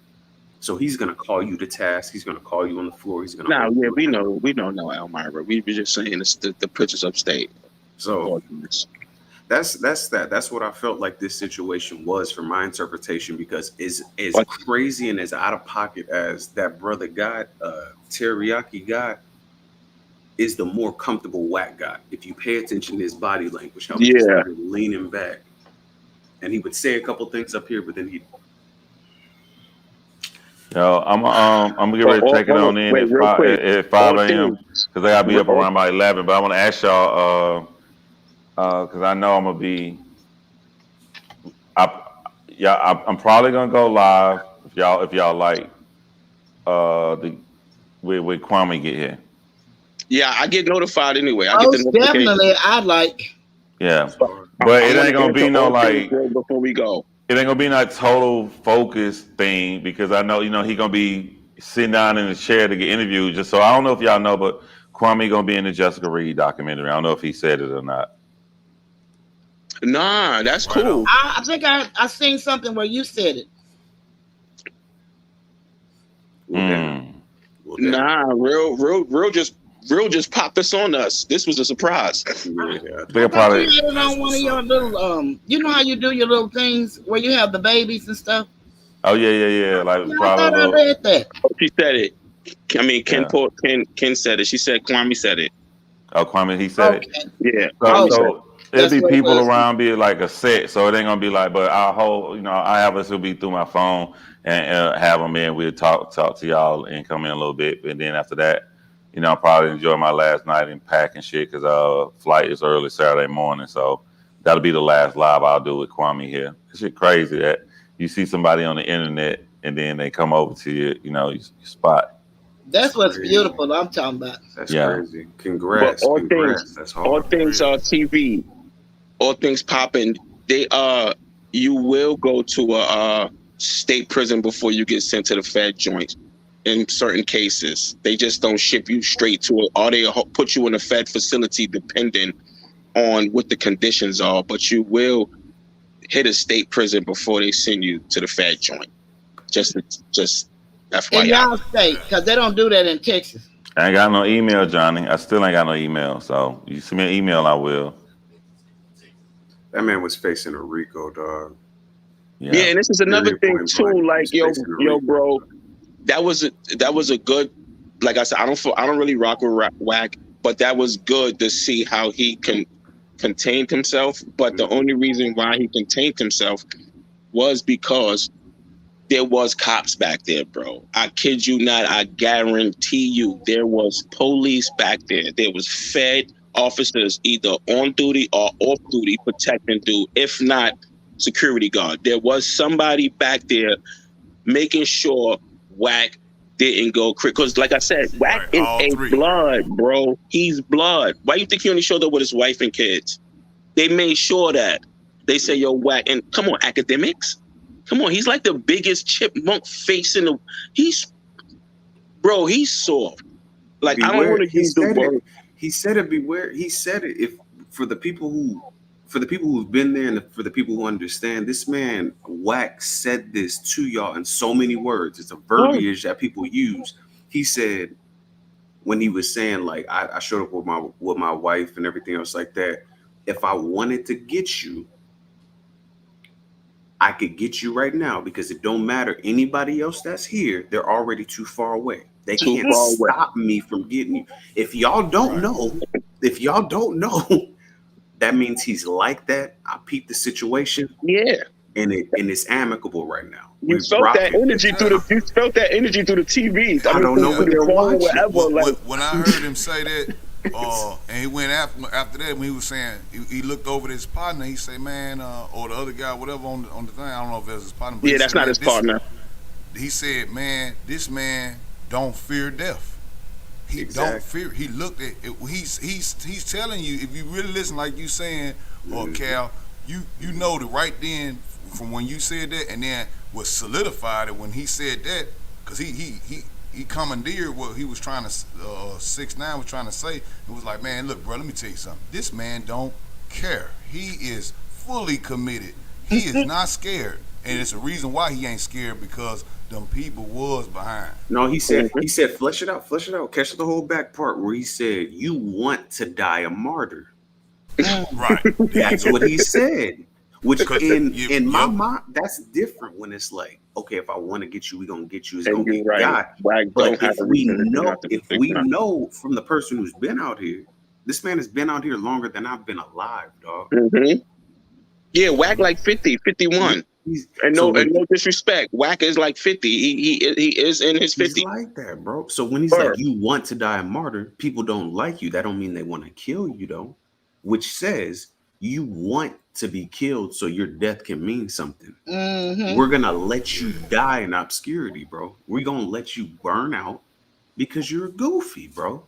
Super. We're not gonna do anything if anything happens. I saw that. I love mixed martial art. It'd be the last thing I shut down. I remember this episode. This really blind guy. He kept every episode of the reality show to be on the UFC. He kept doing stupid shit, and Dana White realized he's trying to get kicked out of this house. He want me to send him home because he don't want to fight. He don't want to fight on TV. He embarrassed. He's scared. I'm not sending you home. I don't give a fuck what you do. You gonna fight. That's what they doing. You know what I'm saying? That's what Wack trying to tell them. You see Mark's comment? Nah, who's that? Marcus Reed. He left your comment. Oh, you see a comment, John. I don't want to approve in case people troll her email. Yeah, we don't need that. We don't I'm not on the I'm not on YouTube right now, but yeah, get that email from him. I'll get now that email. Just email me because I'm not on YouTube. Like this look different behind the scene. What we looking at, not YouTube. But just email me. I'll put my email up there. But I'm gonna go ahead and shut everything down, y'all, because y'all ain't finna get no. Y'all not finna get no clips of me goddamn dozing off. I refuse to let that happen. Somebody gonna got me before. You ain't give me no more. Yo, so tomorrow's gonna be like afternoon, evening. Yes, I think he's supposed to come over. I got a bad memory. I think I got to check. I think he said anywhere from 5 to 6. Okay, you know? yeah. So I probably do it then. Probably setting up. I'm gonna set up that. Yeah, I think 4:30. So anywhere from 4:30 to 6:30. God damn it, not the best I can get y'all. You know what I'm saying? He coming. You know, he straight off the shoe drive, which we I watched that video. I think I watched it today. That video that I guess he posted it yesterday. I watched it today. Yeah. Now that's what you call, yo, and I mean I'm not even gonna throw homie name out there because we're not giving homie no shine. But before you go off, that's what you call peace, Ken Porter. That's what you call a real genuine move right there, bro. That move he pulled. Now, like I said, I'm not gonna give the guy you know who name I'm speaking of. We're not gonna give him no shine. People was looking for that from him, but you saw what Kwame did, and now people forget Kwame been on YouTube for damn near 4 years, some shit like that, something like that. But this is the moment where he actually showing y'all, like, yo, look, y'all Brad, this is what y'all Brad did. I added my money to this, but look. And I respect that, bro. And I also respect the fact that you doing what you doing with him tomorrow. And I remember you telling me about the Jessica Reed joint, and you were showing us clips, but you kept that Kwame shit quiet. And that you ain't say nothing about that Kwame shit. People say he mentioned it, but I ain't. That's where it was. I don't really get the notifications from Kwame. I catch him when I catch him, but you kept that shit quiet. I respect you for that, bro. That's hard. Yeah, just want to make sure, you know, like we secure it, like lock it in, you know what I'm saying? So once I got him on the phone and we locked it in, he like, you know, he definitely down, want to do it. Then I was like, all right, it's on then. Yeah, that's what's up. That's crazy. I normally I say I see y'all tomorrow, but shit, it's 5 a.m. So I guess I see y'all motherfuckers later today. Yeah, because I'm about to go take my dog out. My dog here sleeping, about to go wake her up and take her out and smoke some more weed and chill. All right, so y'all hold it down. Appreciate you, John. Be safe. Be safe, y'all. Love y'all, man. John. One love. I love all y'all, man. Auntie Toothless, Shattered. Huh? What you say, Tooth? Okay, John, is that Eastern Standard Time you're talking about 5? Yeah. 5 anyway, because because she's not on our time level. I mean, on our time zone. I'm on Central. Yeah, she's in Texas. Okay. So yeah, anywhere from 3:30 to 5:30 your time. Okay. All right. See y'all later today. Y'all have a good night. Enjoy it, everybody. Great stream, y'all too, man.